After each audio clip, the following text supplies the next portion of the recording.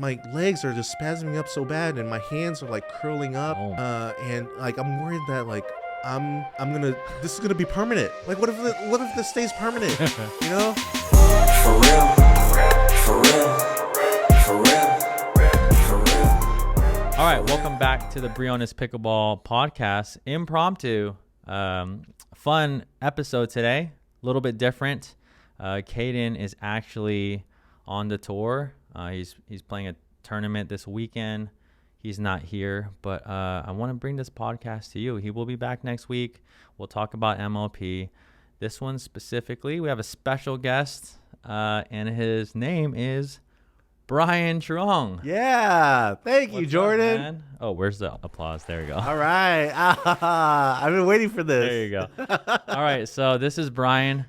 We've now became friends now, and if you're wondering who he is, why he's here, stay tuned, because there's a lot of it's gonna maybe a lot of jokes, maybe a lot of laughter, a lot of pickleball stuff. We're gonna get into it. He is I guess what I would call you amateur pickleball player. Yeah, okay. Right? Yeah. Definitely you know, amateur. Yeah, you're not playing pro or anything. Oh yeah, definitely not. But who knows? One day. Yeah, maybe one day. And so he's full on pickleball, like a lot of you listeners. So we are going to talk a lot of pickleball today, strategy, things like that. And Brian, just what do you want to just tell the viewers quickly about yourself, and why are you actually here? How did you end up on this Briones Pickleball podcast? I think I had to have taken your clinic, your 2-day intensive. Okay. So that you even knew who I was. Yeah. So I've taken a lot of lessons and clinics, and I watched all the videos. I listened to all the podcasts. Yeah. And we can get into that later. And then I watched a lot of your content, a lot of your videos, and I just had to like take your lesson because like I'm so passionate about pickleball, or obsessed. Yeah. But obsessed could be seen as a negative word, so I like to use passionate. No, I think a lot of pickleball players use obsessed right? as a good thing. That's a good thing, right? Yeah, but the reason why he's here, so we just finished yesterday. Brian came to a 2-day intensive, and for those of you who want some sort of training that's very, very high level, specific to you, and we'll get a little bit into that. But yeah, we just finished it. It was a fun group of guys. Here, I'll actually let me pop up a picture here. We got the boys here. So on these 2-day intensives, we go groups of 4, super small, super personal. We got I know if you're not watching this, you can't obviously see this picture, but we got a good group of guys kind of from all over Minnesota, was it Michigan, and New Jersey. That's where John is from, and there goes you and the Superman, man. Yeah. So shout out to Joyson, John, and Scott. Shout out to them. Yeah. This is a newer facility in Gilbert called Pickleball Backyard. So it's a really cool facility that I'm using. So I don't know. I guess we could start here, Brian, because we're going to get into a lot of stuff. So folks, stay tuned. Brian is actually what would you describe yourself a couple years ago? I mean, you've taken a little break, but So comedy. I'm still an actor. And prior to the pandemic, I was doing a lot of stand up, and prior to that, I was doing a lot of improv comedy. And were you playing pickleball yet, or no? No. I didn't start pickleball until 2020, the end of December of 2020. Got it. Yeah. Got it. So, I tried to get back into stand up right after the pandemic, and at first it was like online mics, and that was really tough. It's really tough to do stand up online. Jokes just don't travel the way they do. So, and a lot of stand up is interacting with the audience and stuff like that. At least like that's the way I bail myself out, or when I start bombing, like I start interacting with the audience, like if the joke's not working. So not having that, it's like it was just a lot of me bombing online. So you tried it for a little bit then. I did try it a little bit. Interesting. And it just wasn't the same. And then I found pickleball, I kind of decided like I was gonna. I was 400 pounds at the time, wow. And I was looking. I was like, all right, this pandemic could be a blessing in disguise. I'm gonna really focus on my health and try to get healthy. Yeah. And try to lose some weight. And then hopefully when we didn't know what the current situation was with the pandemic, so I was thinking like, if things start going back to normal, then I could go back to stand up and continue to focus on my acting career. So I started trying to focus on my health, and I lost probably about 20 pounds right off the bat because I couldn't hit the fast food anymore. Oh, so not from pickleball. Well, the first 20 pounds. Okay. My first 20 pounds that I lost was from just like eating healthier. Wow. Because I couldn't go out and buy food. I just had to eat at home, right? Mm-hmm. Just like healthier eating choices. And then I found, I started trying to, my friends asked me to play tennis, and I played 4 years of high school tennis. Okay. I wasn't very good, but I made a team that wasn't a big team, but or hard to get into. But I was on the team for varsity tennis for 4 years. Yeah.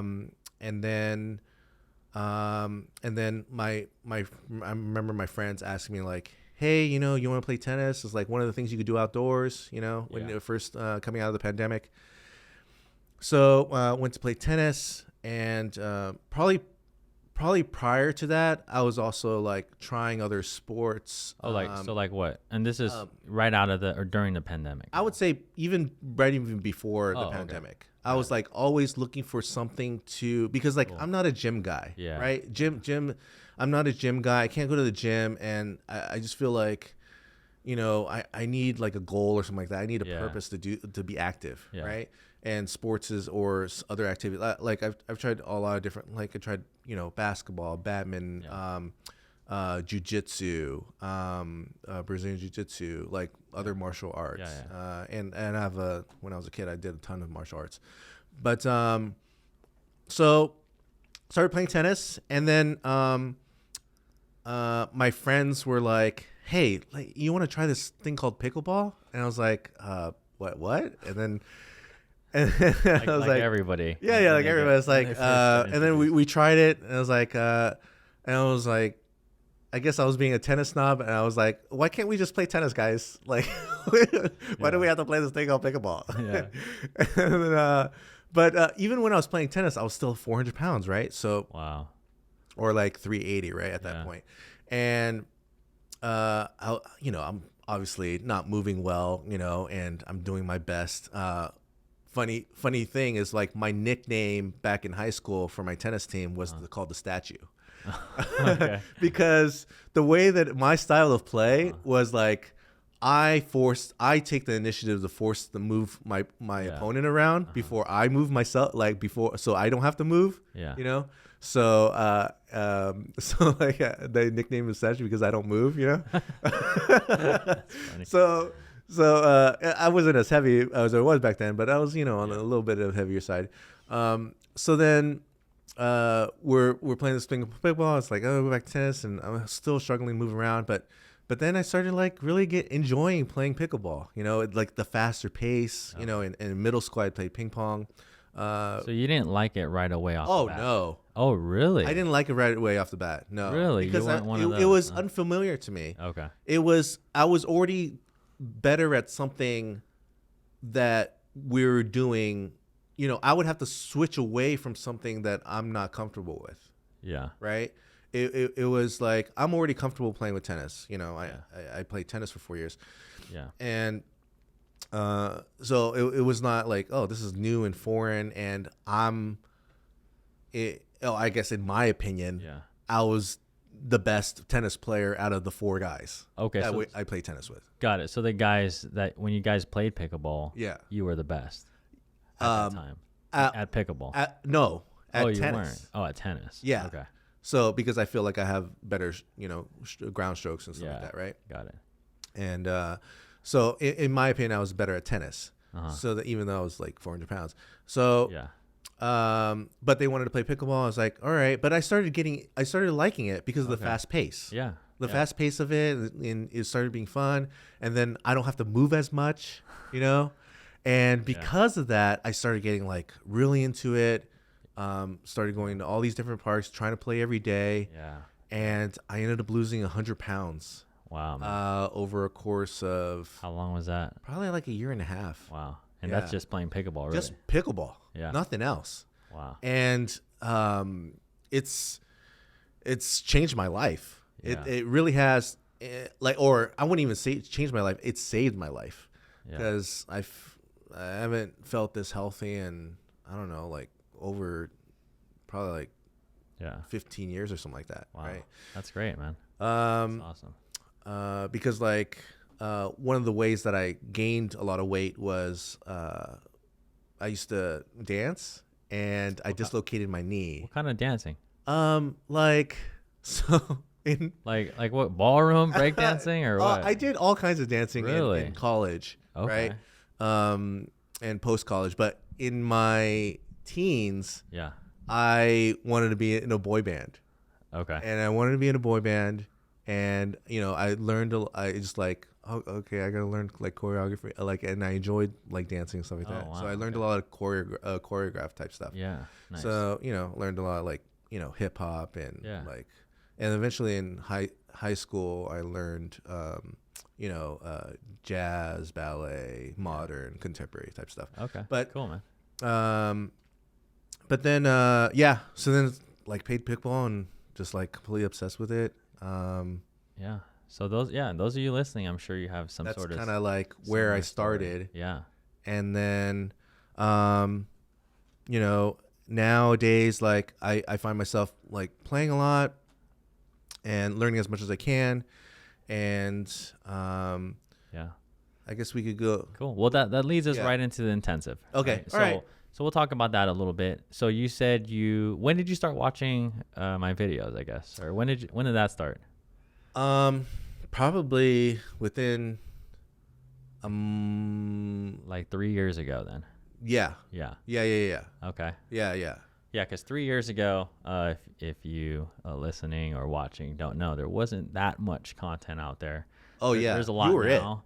Yeah, I mean, I was one of you were the man. One of the first. One of the first. There was a few others, but yeah. So you've been following. Oh yeah, while. Yeah. I've been following you for a while. Been super excited that the 2-day intensive became available to me. So what was that like I mean, what made the decision? I guess you're on our email list, right? So when did you decide? Yeah, I want to actually take so Jordan's. I listen to I listen to your podcast, right? And I follow watch all your videos, and heard about it at I guess you announced it like prior to the year, right? Yeah, like probably. just prior to the year. And I knew I wanted to take it. Cool, man. I just like thought about the means, Yeah. like it's like, okay, I got to come up with the means. And then, one of the ways that I justified it was like, I've already been taking a lot of lessons. I was taking a lot of lessons. I was taking a lot of clinics, and I justified it by saying like, your intensive, I feel like is going to be more valuable to me than 10 of these lessons or like 5 of these clinics, or workshops, right? Or depending on the workshop or clinic, right? Yeah. So you've taken multiple clinics and lessons with who? Just like local people, pros? You can say what you want. But okay. Yeah, I mean, I will say I've taken it from pros. Yeah. And I might mention their names later depending on what I say. But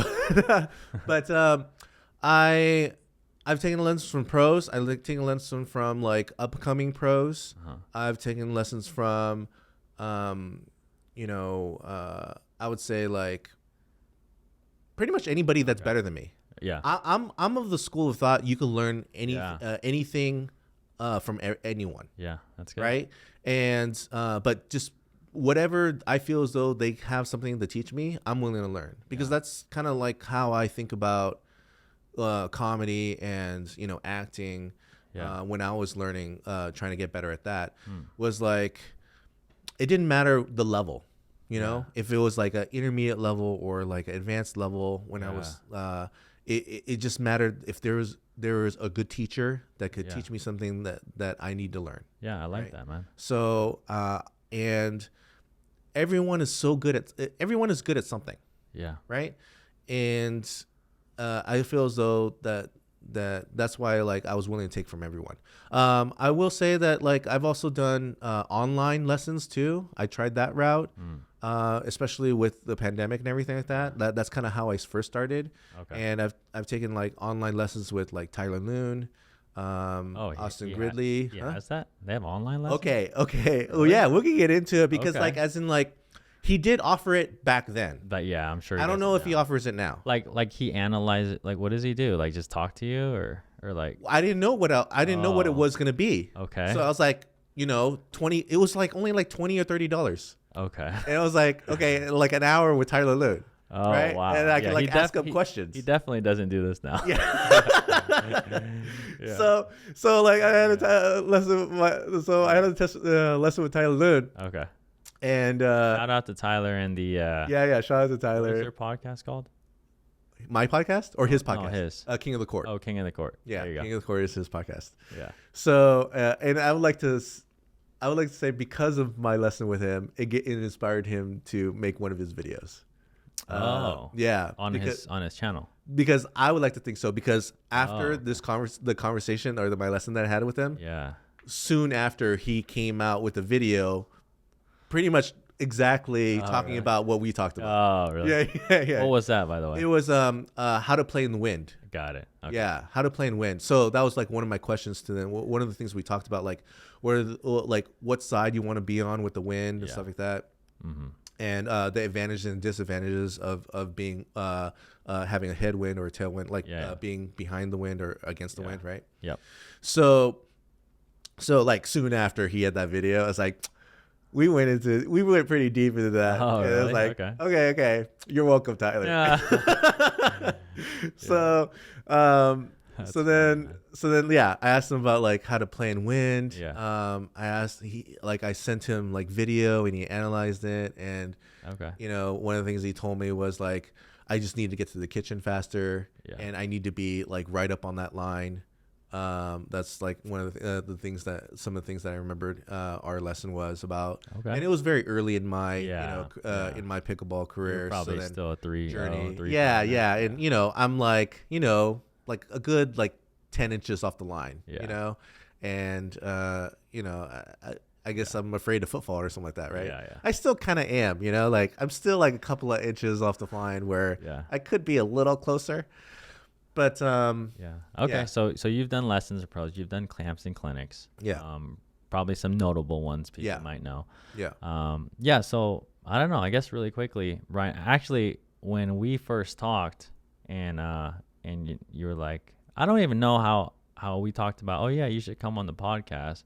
I think you talked about comedy and you talked about and things. And, this is how we met. No, I forgot. I remember now. I did a lesson with you. So Brian reached out to me, right? And then I just, at this point, I was doing lessons here and there. I wasn't even doing the intensives yet. Yeah. And then you said, hey, do you do any like, you emailed us, right? Yeah. And then Brian said, hey, Jordan, do you do any like online remote online like one-on-one coaching? I was like, no, like not real. I don't know what we told you, but I kind of said no because I wasn't offering that, but you were really adamant about like getting on a I was pretty much begging your wife like, hey, could you really like convince Jordan to like talk to me for an hour and you could just answer a question.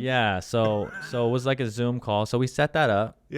And that's how we first met. And I remember you had a mic set up and you were just telling me, so we got to know each other a little bit. That's true. And then you had all these probably a list of 20 questions on like your game style and play. My game style, my tennis elbow. And then I think I actually watched one of your matches. I think you sent it to me.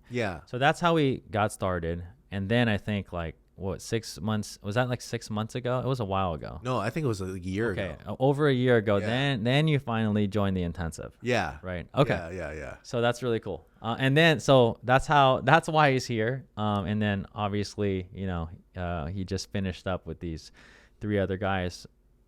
We don't have to go super in depth, Brian, but I do want to know, like, yeah, I don't want to give away all your secrets. Yeah, no, but I just your experience in general. So I know, you know, those of you that ask, this is, I don't know if we're gonna ever do this again. I'm gonna bring somebody on the podcast that kind of went through the intensive. But yeah. If you don't ever do this again, it's my fault, and I apologize for anybody that could possibly have done this.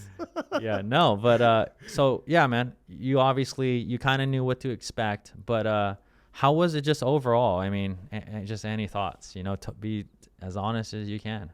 I absolutely loved it. Let's see here. I don't know, because like I didn't know what to expect. You know what I'm saying? Because like, okay, you were saying that like it's gonna be nothing like any other clinic or anything like that, right? Yeah. And which is very true. Yeah. It was because my expectation of your intensive is gonna be, all I knew was it was gonna be different of what I was already experiencing, and what I was already experiencing was just like when it comes to like workshops and clinics, it's just like a drill, right? Yeah. And you're just doing a drill, like the pro or whoever is running the clinic is just gonna like explain a drill, explain how to do it, and then like maybe they'll explain like why, or they do explain why. They explain why, right? They explain why, and then you start doing it, right? And then they'll rotate around and they'll give you like a little bit of tips here and there, right? And like, you know, bend your knees more or get lower, or like you know, hold the paddle like this, you know, and like that's so to me, from my own perspective, in my own opinion, that stuff you could get all from your videos, bro. Like, all the stuff that they're giving me, like it's. I'm not saying that it's not beneficial, depending on the person, right? But to me, so somebody that's obsessed with pickleball, that like studies the game, like it's incessantly. I'm probably saying that wrong, the word wrong, but I am such a student of the game. That's like good, everything that I do, right? I get really into it, saturate myself. Like I'm all about it. It's my life. Live, breathe, eat, sleep. It is currently pickleball. Yeah. And you could find all that stuff online, you know, and it's beneficial to the people that don't do that. Yes. Right. Yeah. But to me, it wasn't. So like, you're talking about the other camps, and you're talking about the lessons that other camps and other lessons, right? And especially the camps, because like nothing is personalized, nothing is custom to you. And one of the big things that like triggered me to really want to do your intensive is you said this phrase that really like stuck with me. Oh, what is it? What did I say? You said, you don't know what you don't know. Yeah. Right? That's a good one. I got to add that to my sales letter. Yeah. You don't know what you don't know. And explain, it's true. Explain that for people, by the way. It means that, at least for me, if you were to study everything about the game that's offered to you, and there's so much content on YouTube. Yeah. And a lot of different perspectives, a lot of different levels. Yeah. A lot to learn. If you study all that, then what don't you know? You don't know yourself. Right?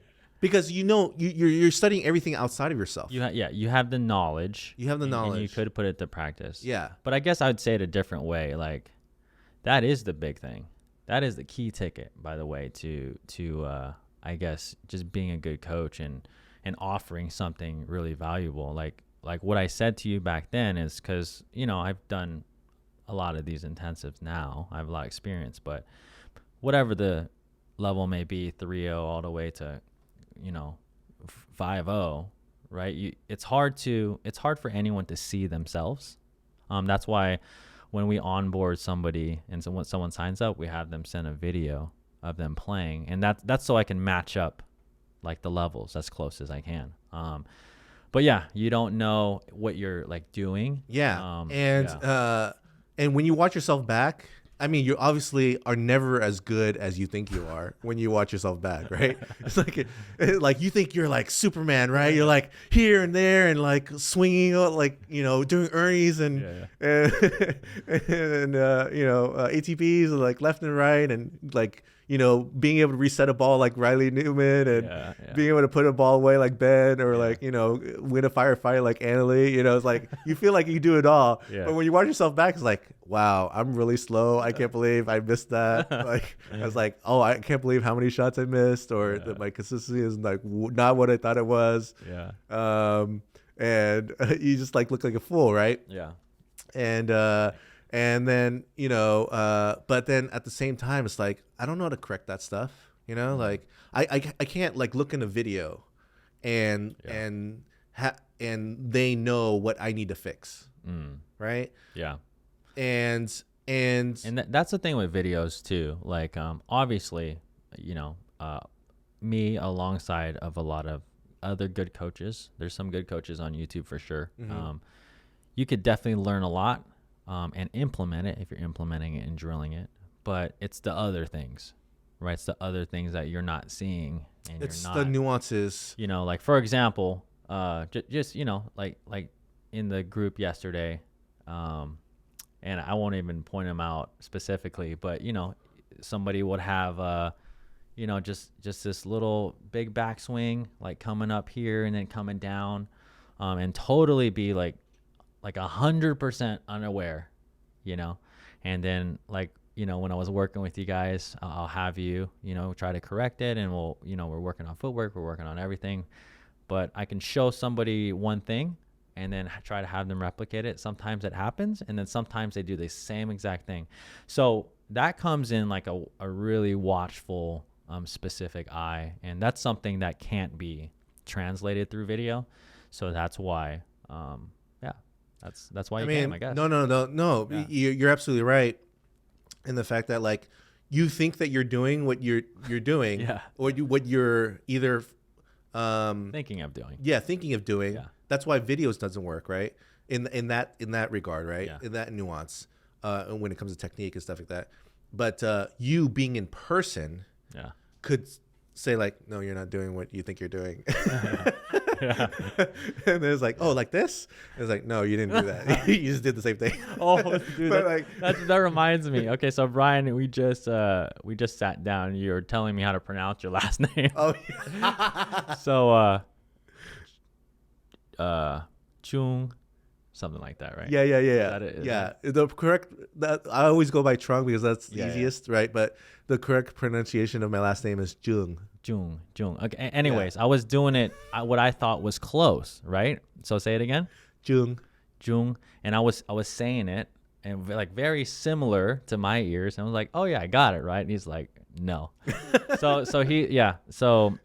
That's more, you said Vietnamese, right? Yeah. So his last name is spelled like Truong, but it's totally not pronounced that way. But anyways, that reminds, it's so funny because you're like, oh yeah, this is how you say it. Oh, I got it. Let me say it. And then like, that was right? Right. And then you're like, no. So that's funny because it just reminds me of sometimes I'm coaching players and then, you know, I show them something. And then that's the thing, it's a communication thing. If they're totally not getting it, then you have to figure out a way to quickly make them get it. So this is where it kind of like separates you from other, because I've also done one-on-one coaching like in person, right? And this is where it separates you from them, like, you know, which is what ends up happening in private lessons is like they're either like they'll watch your game and they're like, okay, you need to work on this, and then it's like, and then we just end up either doing a drilling that thing, and it was like, okay, I could have done this on my own, or like with a different coach, it would be like, they won't be able to explain it. It's like, oh, you just do it like this, and then you try to copy it. It's like, and then eventually they'll give up and they'll be like, yeah, okay, let's move on to something else. So you really So, like. I guess we won't mention those specific. No, I'm not gonna. Okay. I'm not gonna mention certain coaches. Yeah. But like this is where like your experience and your, I guess, eye for the game and for coaching students that are trying to improve really comes into play, because not only are you able to see it, and identify it, you're able to explain it for the person to understand, to make start making those changes. Yeah. Right. So like one of the things that we worked on was my two-hand backhand. Right. Two-hand backhand volley. You're talking about dry? Oh, you're talking about the volley. Yeah. Yeah. Two-hand backhand volley. Right. The sliding volley. Right. And yeah. The reason why I wanted to learn it anyways was because of Anna Lee, right? and I want to at least, but I haven't and I've watched so many videos about the two-hand backhand, and still don't have an understanding of what you meant, or what they meant until you started working with me. Yeah, you started working with me. It's like it, and then break it down into simpler movements. To get to the place where I want to be. Yeah. Right. As opposed, because it just becomes too overwhelming to do what I want to do right off the bat. Yeah. Right. Oh, yeah. So then, you just told me to just start off with okay, let's just start with you, pushing off the correct leg, to get you get you in a place, getting comfortable with that. Then you started telling me okay, let's just catch the ball. Let's just catch the ball where you want to hit it. And then and then eventually you started working me out. It's like, okay, now I have a better understanding, because before it's like, I'm kind of just shoving the ball. I was shoving the ball as opposed to actually hitting the ball. So that's just one example of where you separate yourself from one-on-one lessons, or at least from my own experience. Cool. Thanks, man. I appreciate it. Yeah. And then, we don't have to make the whole show, but we have a lot to get to, by the way. Yeah. So stay tuned. There's a lot of good content in here. Just last question about your experience here, Brian. Just maybe two big, or just one big takeaway, because I know we went through a lot. We won't give we won't get the viewers all the secret sauce here. Yeah. And by the way, it's very individualized anyways. But one really big thing, because I know there's probably 10 things, and when I write your action plan, I already told you that. Okay. There's gonna be a lot, but one big thing, and then and then we'll move on. But just the experience, or I think or whatever. It's what separates us from the pros. Okay, and it's not like I'm trying to be a pro, right? Yeah. I say that jokingly, right? And by the way, so Brian asked me, you know what, this is funny. Oh, well, after it's pretty, I would say it happens 70 to 80% of the time. Players come to the intensive. They have a great 2 days. They learn a ton. And then they ask me for their rating. And I always say, my ratings are more accurate than Duper. Oh yeah, I hate Duper. So I absolutely hate Duper. We could talk about that, but no. So when someone signs up for the intensive, I watch their film of playing, so I get a good sense of exactly what they are. And here's a good thing for you guys and gals that are watching to think about. You asked me what was your rating? Yeah. After, and then so before even answering Brian, here's a couple of things that Duper can't really do. Now, over time, if there's enough data, if you play 2,000 matches, and if everyone else's Duper is correct, it's going to be very accurate. But if you're just starting out and you don't have a lot of matches logged in and stuff, it's very, very difficult. That is the reason why I personally assess when we get signups for the intensives. That's how we put you in the groups. It's not if you're a Duper. I don't even go by Duper, right? It gives me a little indicator. But So we talked about it, like mobility is a big one, right? Obviously your skills. So I would classify that like the shots that you hit, that you can hit, capable of, and capable of hitting, of hitting, right? So skills and maybe technique will go kind of closely, right? Yeah. Shot selection, right? That's a big one. Yeah. So like I actually see, and we'll get into this, but what we talked about, what separates like the next half level, right? Shot selection's big. Consistency, right? Because then you know that's a big thing.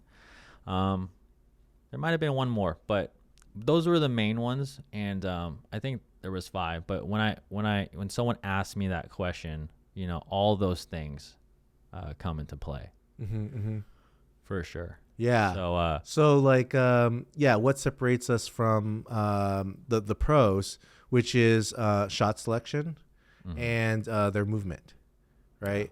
So I'm not saying that's the only thing that separates. Yeah. I'm just saying like though that really stood out to me. Yeah. And it made me it made me feel as though I'm capable of getting better at those things. That's awesome, man. Right? It's not that like you were showing us so that we could get at their level. Yeah. It was, at least from my experience, from my perspective, it was like showing these things so that we could how to improve from it, and how to play better, smarter pickleball from the shot selection, and better mobility from understanding how they move.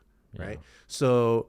Sorry if I gave away any secrets. Oh, no. Okay. Share whatever. Share whatever you want. So that was really, I was like, oh man, it like made me like, okay, every morning I'm gonna start working on my movement. You know, and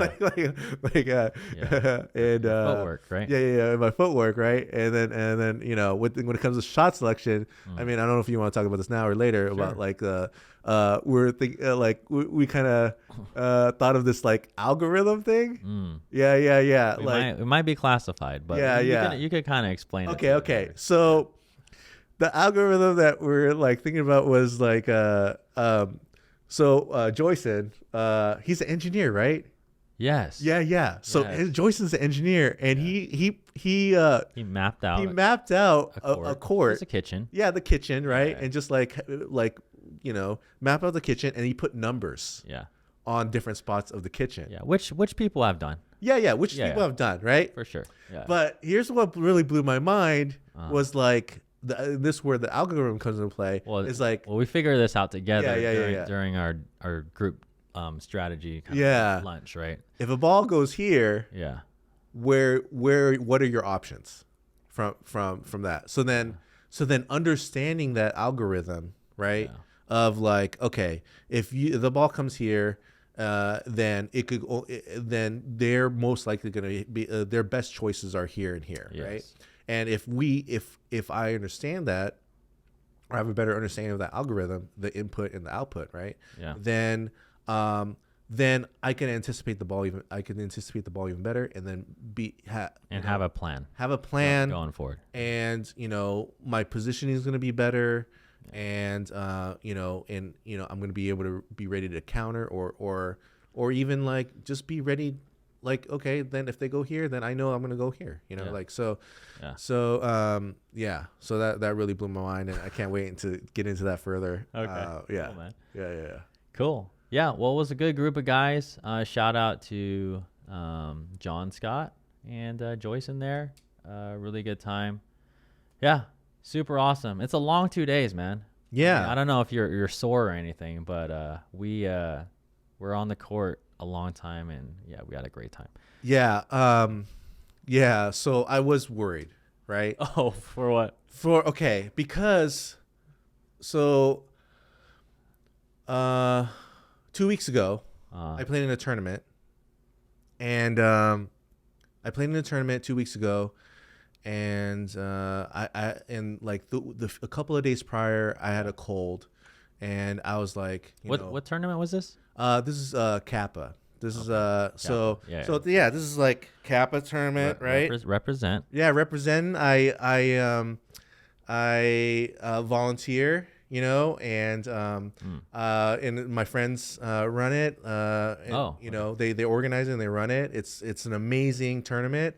California Pickleball Association, playkappa.com right there. Doing a little intro here. It's started with Angus Lee and Derek Lynn, and it's the biggest. We're pretty proud that we're the biggest round robin tournament of all the United States. How so? The biggest, because we have the most participants, and we do a round robin tournament within 3.5 hours, and you get a minimum of 10 games or whatever. Yeah. You get plenty. You get to play the whole entire 3.5 hours. Where is this at? This is Southern California. No, what courts? What courts? Yeah, it just depends on, because we've been at Lost Cab before, which PPA was there, and MLP was there before.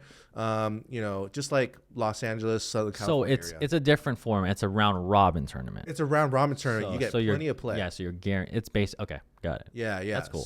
That's cool. So it's super cool. And so I volunteer for that. Okay. And I sing the national anthem. I do the intro speech. Do you sing, man? So that goes back to where I wanted to be in a boy band thing. Wow. So I wanted to be in a boy band.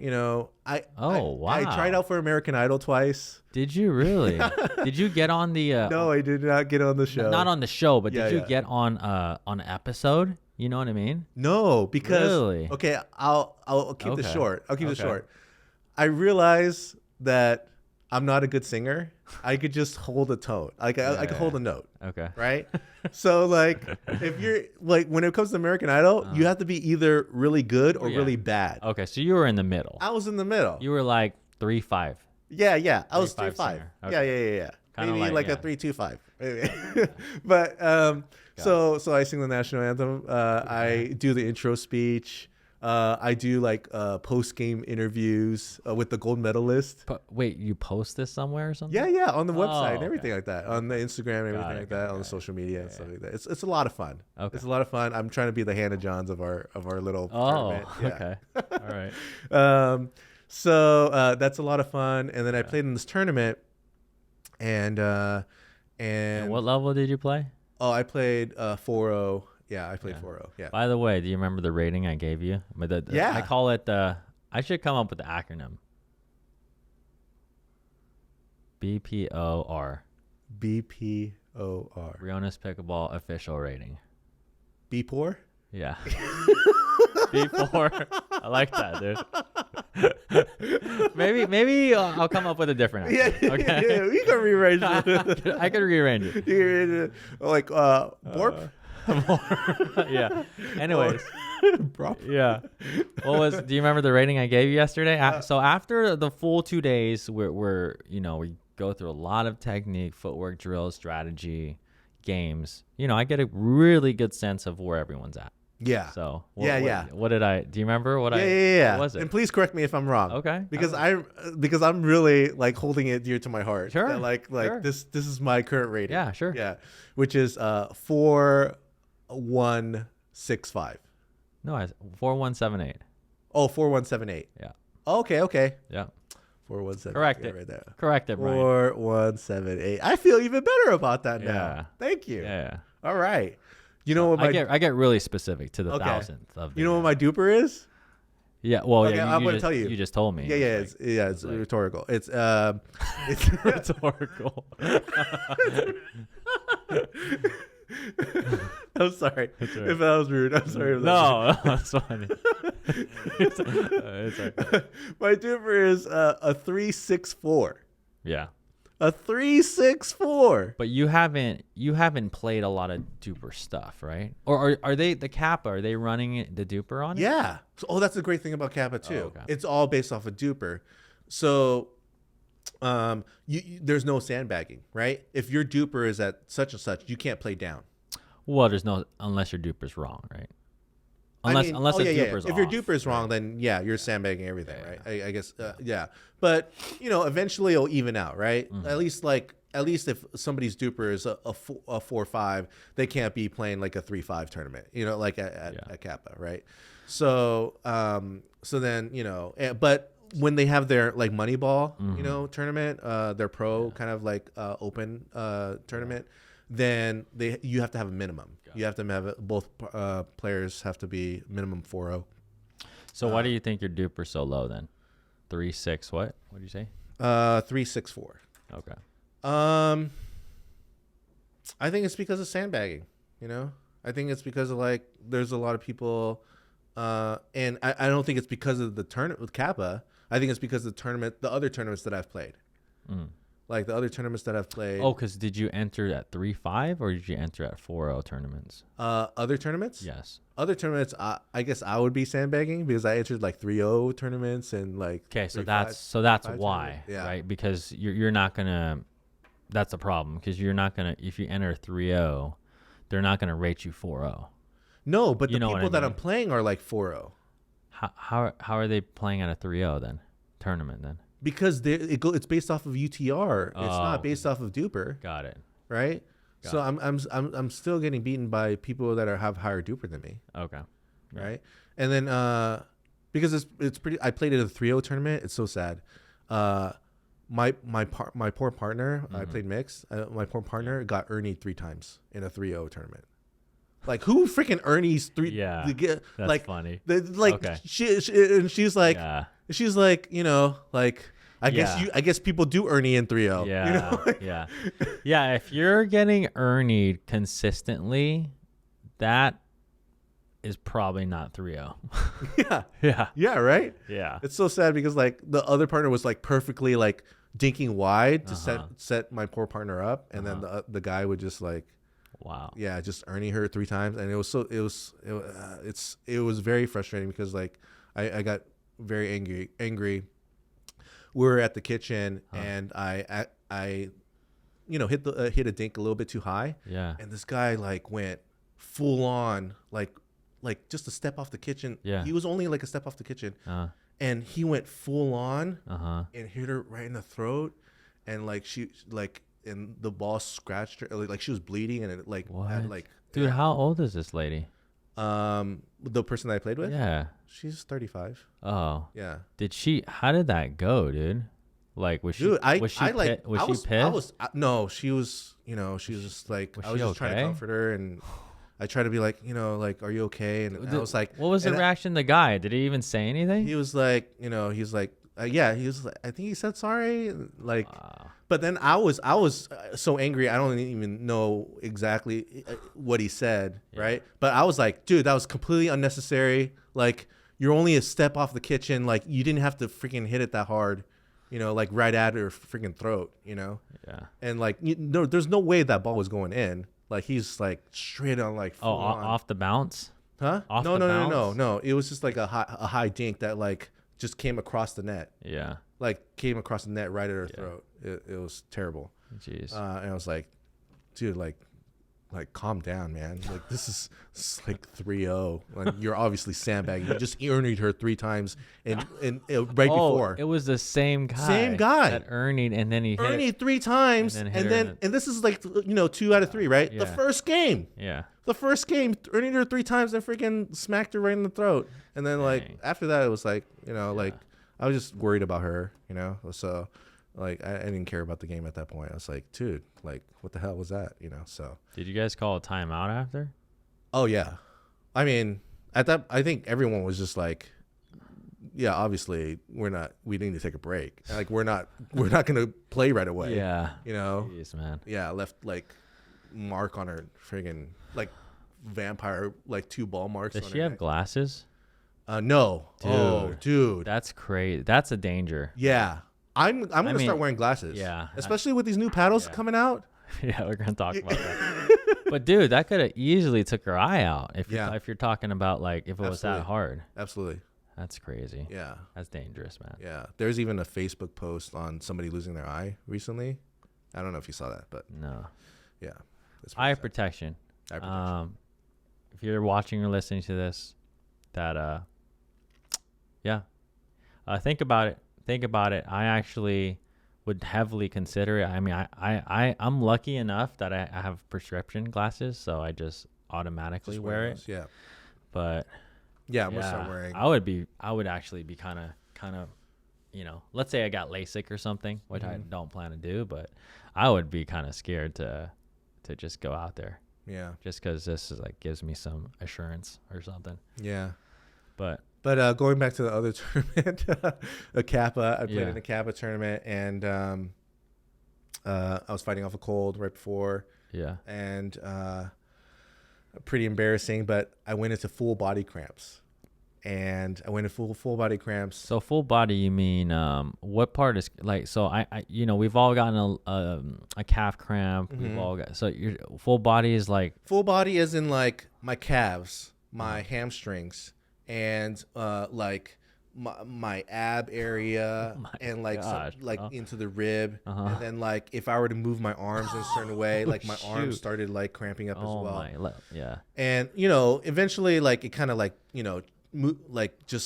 it went all into my legs area, and it was just like my muscles were just nonstop spasming up, and I for like 30 minutes like nonstop, and I eventually, my friend was like, "Do you want me to call the ambulance?" And I was like, "Yeah, let's just call the ambulance. Maybe they give me an IV, right? And or some kind of muscle relaxer or something like that, right?"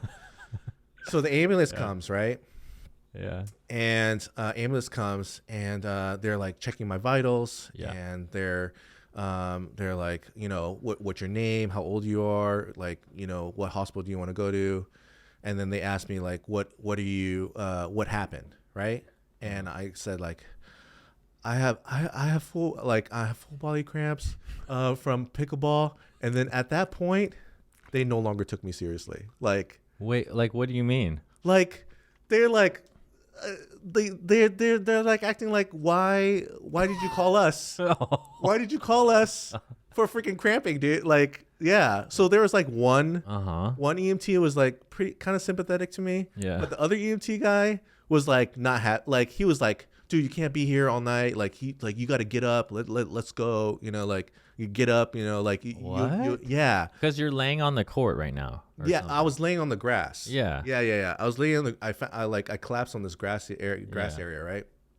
And I was like, and he was like, you gotta go. You can't just like lay here the whole time. Like, wait, what was he trying to do? Get you in the ambulance or something? Well, he was saying, but I was like begging for an IV. Like I was in so much pain. Yeah, and they wouldn't give it to you. And they said like we're not unless you go to the hospital.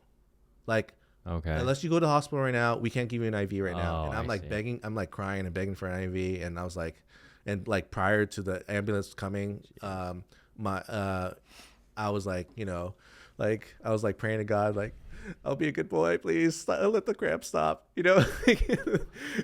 That's why like my friends like, you want me to call the ambulance, right? Yeah. Because I was like pretty much like praying to God, like, oh please, I'll be a good boy. So it was pretty bad. Yeah, it was so painful, just like so painful. And I'm like.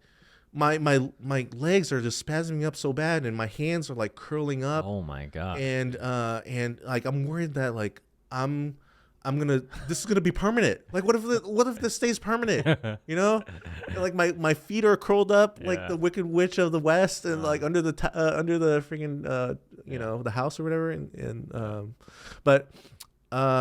So then. But I was also like afraid that I might like have a heart attack or like have a stroke because like it's just nonstop. Yeah. Eventually like they got me up and I was feeling better. And so they left. They didn't give you IV. Well, they didn't give me an IV, and they gave me two options. Like, if you want an IV, you come to the hospital with us, or you could go home with your parents because my parents get into coming, and you go home with your parents and sip on some Gatorade, like drink Gatorade. That's what they told you? Yeah. Those are my two options. Sip on some Gatorade. Yeah. Wow. So then, because they didn't take me seriously because they told me like cramping from pickleball, right? Oh my gosh. Yeah. So then, I'm like, I know if I get into this ambulance, go to the hospital, it's gonna cost me a few $1,000s. Like I'm not doing that. So I was like, all right, I'm going home with my parents. And I get home, feeling better, and then I start going full on body cramps again. Shoot. Yeah. And I'm like on the floor, and and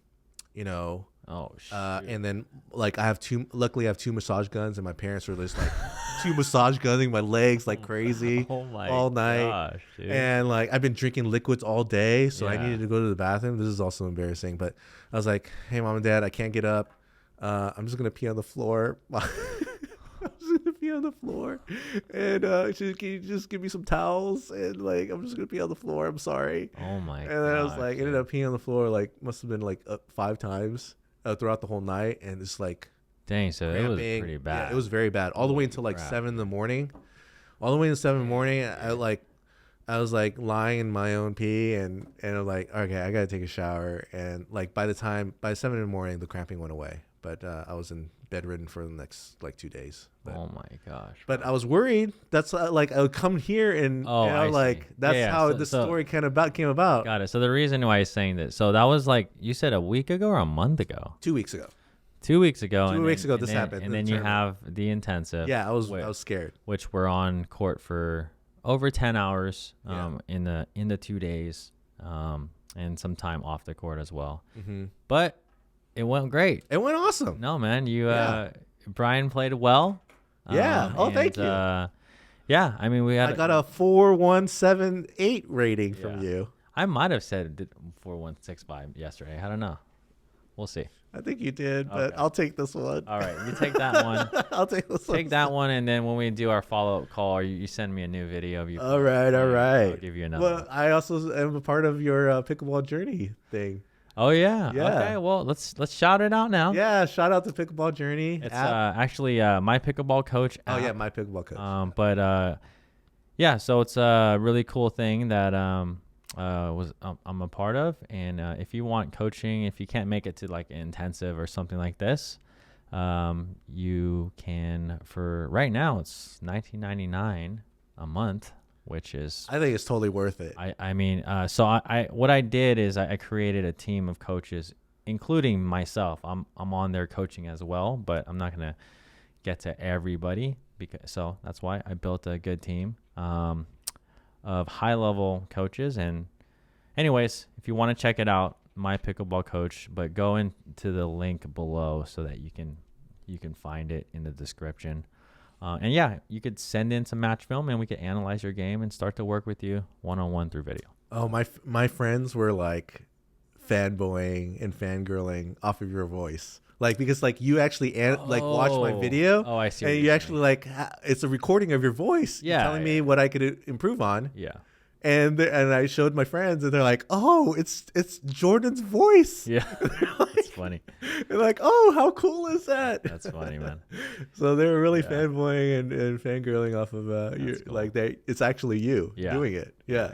Super cool. Yeah, so go check it out. Again, there's a lot of people coming in, so if you do happen to get me, hey, that could I requested be a thing. Yeah, and one of the ways that I was able to get you. Was that like, hey, because I got somebody else, and I was like, hey, can I request Jordan? I'm about to take his 2-day intensive, and I would really like to get Jordan as my coach, and then I got you as my coach. That was pretty awesome. I actually requested you. Yeah, cool. Yeah, that's so funny you say that about the voice thing. Actually, so a lot of people may know this if they listen to my full story, but 2 years ago, I left my job and I did this full time. But when I started teaching like lessons here, moving to Arizona, it was funny because that was one of the things that was said a lot when I started teaching lessons. Because a lot of people at that time, like I said, and like you said, there wasn't a ton of content out there. So obviously a lot of people would watch mine and hear it. But the things that one of the things that I heard a lot were when I started teaching a lesson, like, oh my gosh, you sound like exactly the same like you do on video. I'm like, because it's me doing the videos. It's just funny, No, that's awesome. Yeah. It's with you having your hearing your voice and it's you. Yeah. There's like a comfortability with that. It's like it puts you at ease. Oh, that's like, oh, it's really him. Yeah. Maybe I should just AI everything. Use AI. Use AI everything. Yeah. Like with your voice. Yeah. Yeah. I could just write stuff and. Yeah, like the Snoop Dogg with the different stuff. I forget what he does right now. He's like Speechify or something like that. Yeah. You could have things like re-spoken in the Snoop Dogg voice, but instead now it's you. Like I can make my own custom thing. Yeah. Nice. Yeah. So that was the story of the cramps. I know that you have Okay, so just really quick too, we can talk about your pickleball channel. Right? Oh, okay, great. Just really quick, Yeah. Pickleball passion. Go check it out. So there's a place that you said is called Piccadilly. Yeah, the Piccadilly courts. Yep. Yeah. And which is owned, you said, by one of the MLP owners. Yeah, one of the MLP owners. One of the MLP owners, and a lot of the also the general manager of one of the teams. Okay. Yeah. And a lot of pros play there. Yeah, a lot of pros play there. Let's see here. People that are notable people are, let's see here. Jesse Irving, Hayden Patriquin, DJ Young, the Dawsons, Callan Dawsons, Steve Dawson come down too. It's not just Callan. Let's see here. There's Jeff Warnick. There's Scott Crandall. Okay, some OGs. There's a lot of other people. Up and comers as well. Yeah. Connor Garnett played there for a little bit. Yes, right? Connor Garnett plays there. The Brasha sisters, Mary and Maggie, play there. Do they both live there in LA? They live in OC. So in that area. Yeah. Oh, okay. Yeah. So Brasha, they just got signed too to MLP, I think, or PPA. I don't know. I forget which. Yeah. But okay, so Piccadilly there. So your channel though, you started recording matches. Yeah. Pro matches. They're basically the rec games. They're rec games, but with the pros. With the pros. So go check it out. I've actually watched a few, and obviously quality is great and angles are great. It's cool to just see the pros practice. You could see them have fun, kind of not take it too seriously at times. Lacey Sheeman goes there a lot now too. Really? Yeah, okay. because Lacey. she quit her job to go full-time pickle. So Yeah. Lacey Sheeman, Dominic Schaefer, Vivian Glossman. Yeah. Glossman lives there. Well, I don't Really? For a while. She got good, man. For a while. Yeah. And I think it's thanks to Wow. I don't know if I should say his name, but yeah. Oh, but I'm not okay. No, that's right. That's right. But yeah. So then she was there for a while when she was on the Bay Breakers and stuff like that, and then So cool, man. So yeah, check it out. Pickleball passion. You want to say? Yeah. Anything? Just last thing about it or anything? Anything about pickleball passion? He needs more subscribers. So if you do want to check out some of the pros actually play rec games, it's a cool thing to see. Yeah. It's very cool, and up and coming pros too. Oh yeah. So that's really cool too. And then also like some of my matches. But. Yeah. If you want to watch a Duper 3-6, playing some tournaments that he ends up crapping out. Nah. But I also have like pro matches on there, which kind of goes into this other story. Oh, okay. Let's talk about that. Okay, so my most viewed video. Oh, he's got what do we call it? Most viewed. No. You got I can't think of the word. Viral? Yeah. There you Okay. go. Okay. My viral video. Viral. Yeah. Video. My viral video is the first Ben Johns loss of the year. So where was this at? PPA, right? Yeah, PPA Newport. And it was like a second round or first? It was a second round, and I was recording, and I was recording there. And and the big thing here is it wasn't on center stage. No, it wasn't. So singles, I think, or doubles? No, doubles. Okay, doubles. So him and Colin versus who? Ben Newell and Phil Locklear. Locklear and Newell. Yeah. Got it. So I was going to go there, and I was, recording. I was in the sun all day just recording, and I deliberately recorded matches that they weren't recording. Yeah. I deliberately I'm like the little guy, just trying to get footage of games that people might want to watch that they don't stream. So this is you said first round? This was a second round. Second round, and for some reason, I guess they couldn't put Ben and Colin on center. Yeah. And then, so this is a side court for those of you who are listening. They might not do this again, but basically wasn't recorded. You're the only one. I was the only one. Wow. I was the only one. And then Ben and Colin happened to lose. Yeah. Yeah. Big. And Colin happened to lose big, Yeah. and I was the only one that got the video. And there's like a story behind like how I dealt with the backlash or the consequences of. So what was it? Okay. What was the consequence? Or why was there even consequences? Okay, so I post this video, and I get all these and I post other videos of that day, right? Of other pros that day, and I get copyright. Like I got all these copyright strikes, and like it's and if you get 3, your channel gets taken down. And you got I understand, but and this was from copyright strikes was from who? Do you know? The PPA. PPA. Yeah. Did it say that? Does it say that when you get a copyright? It says PPA is copyright striking you. Yeah. And that's so crazy how they can copyright something that they're not even filming. Right. So it was just another court. So I thought it was going to be okay. So Yeah. So this is how the day started, right? Wow. So I thought it was going to be okay and I even like checked with them. I said I went there early. You did. I went there early. I talked to who? To their media people, and then I was like, and I talked to somebody working there, and they said like email like the media producer, and asked them if it's okay. So I emailed them. Really? And I emailed them, and I said, hey, because like now because I record at Piccadilly, right? Yeah. I know a lot of pros. Yeah. Right. So, I knew in every match that I recorded, I knew somebody in playing, like one way or another. Yeah. Right.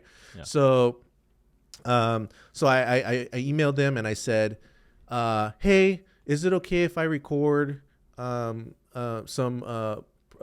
friends that are pros matches, right? Yeah. And then they emailed me back. It's like, sure, as long as you don't use a tripod, and as long as you don't use a professional camera. What? And that's vague. Okay. I guess, right? So no, they meant as in like professional camera, as in like DSLR and like. What did you have? My phone. Oh, your iPhone. Yeah. So, but And they didn't say anything about you cannot post it anywhere. They said nothing about that. No, nothing about that. Okay. Right? Yeah. And I was like, okay, I can understand the tripod thing because like there's not a lot of space. Yeah. So it's gonna block area, right? And I can understand the camera because like it's a professional camera. You get in the way of a lot of things, right? So I was like, all right, I'm just gonna have my iPhone and a stick to hold my phone. Yeah. Right. So then I had like phone and stick, and I was just like there recording, and then like I posted my video that evening, and then 2 days later, I started getting all these things, and the videos get taken down. So they did get taken down. Yeah, the Ben Johns video got taken down. The one that he lost. Yeah, and the other ones were pending strikes. Dang. So all the other videos were pending strikes where like if they actually go through, my channel's getting taken down. And I'm like, oh man, this like what do I do? What do I do? Right? So like, So did you email back the media person then? Is that what you did? So I emailed them. I emailed them back and saying like, hey, like I'm getting all these copyright strikes. Like what can I do? Like what can I do to like rectify what's going on? Like like what can I do? Like I'm asking like how can we work together? Yeah, exactly. And then he emails me back. Well, he emails me back.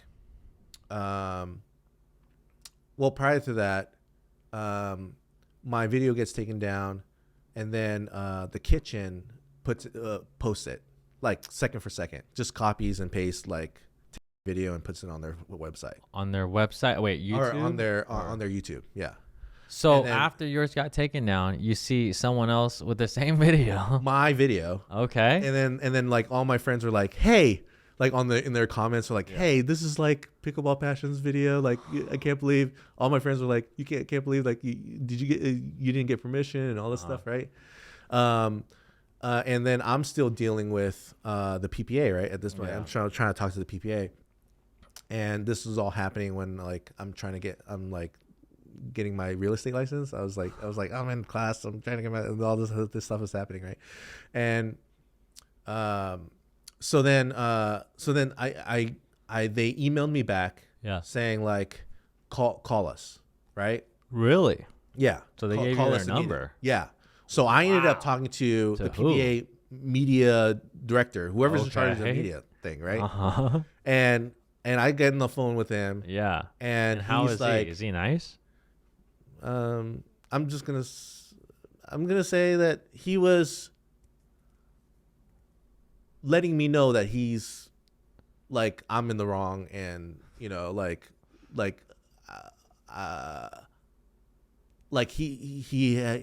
has all the rights or something like that, right? Okay. So I'm like, I thought it was okay. Like he was like saying like,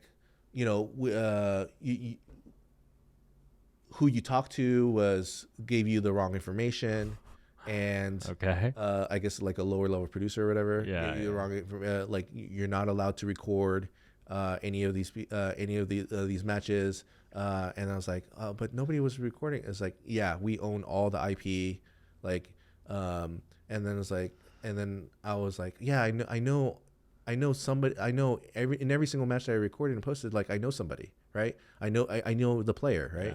And I know one of the players. I might not know all the players, but I know one of the players, right? Yeah. And and they're like, no, like we own all the IP and stuff like that. You're not allowed to post. So what ended up happening then? Then he was like, I want to be able to work with you guys. Like, I'm just trying to give pickleball more exposure, like be able to watch these games that are not being recorded, right? That are gone forever, right? Yeah. And it's like, okay, let's, I'm going to take off these strikes, like we'll let it go. So we'll let it go. So he had the ability to take them off. Yeah. He's the head media guy. Wow. So then he was like, okay, it's okay. We'll let it go this time. And I was like, all right, cool. Thank you. And it's like, and then I was like, hey, will I be able to work with you guys in the future to like be able to record matches that you guys don't record or anything like that? Yeah. And then he said, we're still trying to figure that out. Like, so he let you. So this match that got taken down, the Ben Johns loss, right? Is it still on your channel? Yeah, it's still on my channel now. So he basically gave you he let you have it. Yeah, basically. He let me have it. Okay. Let it go, and then the kitchen guys, I ended up talking to them, and I eventually gave them permission to like post it, because like the kitchen guys were saying like one of their employees did it, they didn't do it, so then like that's why they said that they should have asked permission and gave me credit, right? Yeah. But anyway, like we're cool now, Yeah. But then So then now it's on my channel. Like they took off the strikes to let me get the videos back up, and they said like, all right, like if you wanna let's talk next week. Yeah. And maybe we could work something out where you could record and stuff like that. And then so that never happened then. And then I called them back. Got it. And didn't answer. And then like later, like several hours later, he sends me a voicemail saying, they're just really busy right now. They can't really figure anything out. Yeah. Yeah. Okay. So. Well, hey, at least you got your video back. But, at least I didn't get my channel taken down. That's what I was probably most worried about. And I got the video back, and I guess that's my claim to fame on my channel. Okay. All right. There you go. If you want to see Ben Johns and Colin Johns lose, hey, you know what? It'd be interesting now that, they should have gave you that in writing, because I don't know if they could just. What would be interesting is if I break down that match. I should do a strategy thing, and hey, maybe this is the ingredient to beating the Johns. Actually, I watched a good portion of it. Okay. But yeah, I think that'd be an interesting video. Cool. Comment below if you would like a strategy breakdown of how the Johns got beat at that tournament. I think a lot of people would be interested in that. Yeah. And I would say if they played 99 more times out of 100, Johns would probably win. Oh, yeah. But, like, it happens. Yeah, it happens. Yeah. So what else you got, man? Let's see here. Yeah, we talked about how I lost 100 pounds. Yeah. Yeah. So just your stories. Get to those, man. Yeah. Or the okay. the content. The content. The content stuff. Yeah. That's pretty much it with my channel. Yeah. No, content as in my other stuff. Yeah. Oh, okay. Let's get into other stuff. Okay. While this is happening, this is just a good time to just shout out to our sponsors here. Selkirk Sport. Thank you for what you do. And if you're looking for some good paddles, lifetime warranty, and what I really like about it is American manufactured brand. Check out Selkirk. Check out the link below and get a free e-gift card with your paddle purchase. So yeah. All right. What do you got? What do you got, Brian? Just like some funny ideas because I'm a comedian. So it's funny. When we were like, Brian, maybe after the intensive, you should, come on the podcast. We could talk about it a little bit, blah, blah, blah. And then I was like, oh, you're a comedian, dude. You should just come up with a 5-minute little sketch. Yeah. Is that what they call it? No, they call it a set. Set? Yeah. Okay. I don't know why I said sketch, but. No, the sketch is also a funny, like a comedy type thing. Oh, what's the difference? Okay. Sketch is like Saturday Night Live. Yes. Right? Or Mad TV. Okay. Where like there's like a scene, right? So like it's a short, funny scene. It's acting. That's called a sketch. Yeah. Okay. So you're acting and then out. stand-up is actually like telling jokes. Yeah. Okay. So I asked them for a 5-minute thing, and then and then I was like, and then you asked me about it. I'm already at the intensive. We already planned this ahead of time. Yeah. And I was like, sorry, man, I didn't do that. It's like, it's really hard to come up with pickleball jokes. Yeah. But I could come up with like funny like thoughts or ideas. And that's not my stand up anyways. My stand up's like, funny stories, But like just some funny ideas I thought of, whereas like, haven't you noticed like a lot of buff guys can't play pickleball? Like they're like really like muscular, like up top, but like they don't have the coordination to really play any pickleball. Like they're like really suck at it for some reason. No, it's funny. Yeah. No, I've seen a lot of pretty athletic guys, or I don't know, they're coming from either like football, some other sport, or just wrestling or some crap, and then no, they're just funny. They're just uncoordinated in that kind of sense. Yeah. Okay, we talked about that. So there's like this so I struggle with finding a mixed partner. Yeah. So like I think me and my friend have like a theory about like mixed partner theory. All right. So what's the mix? Okay, so we're gonna get into some theories here. Mixed partner theory. Okay, mixed partner theory. Like, so if you're, for example, if you're like a 4-5, the best that you could get as a mixed partner, as a guy trying to get a mixed partner, is like a 4-0 or less, right? It's like you have to. It's like a half a point down. That you like. That's your like choices, right? In a sense, or like that's probably like the best you get. Right? Say that again. So if you're like for example, if you're a 4-5 guy, then the best you could hope for is a 4-0 woman. Okay. Yeah. And the reason for that is if the 4-5 women are playing with 5-0 guys. Yes. That's what you're saying. Yeah. Got it. Because you always have to go half a point down. Yeah.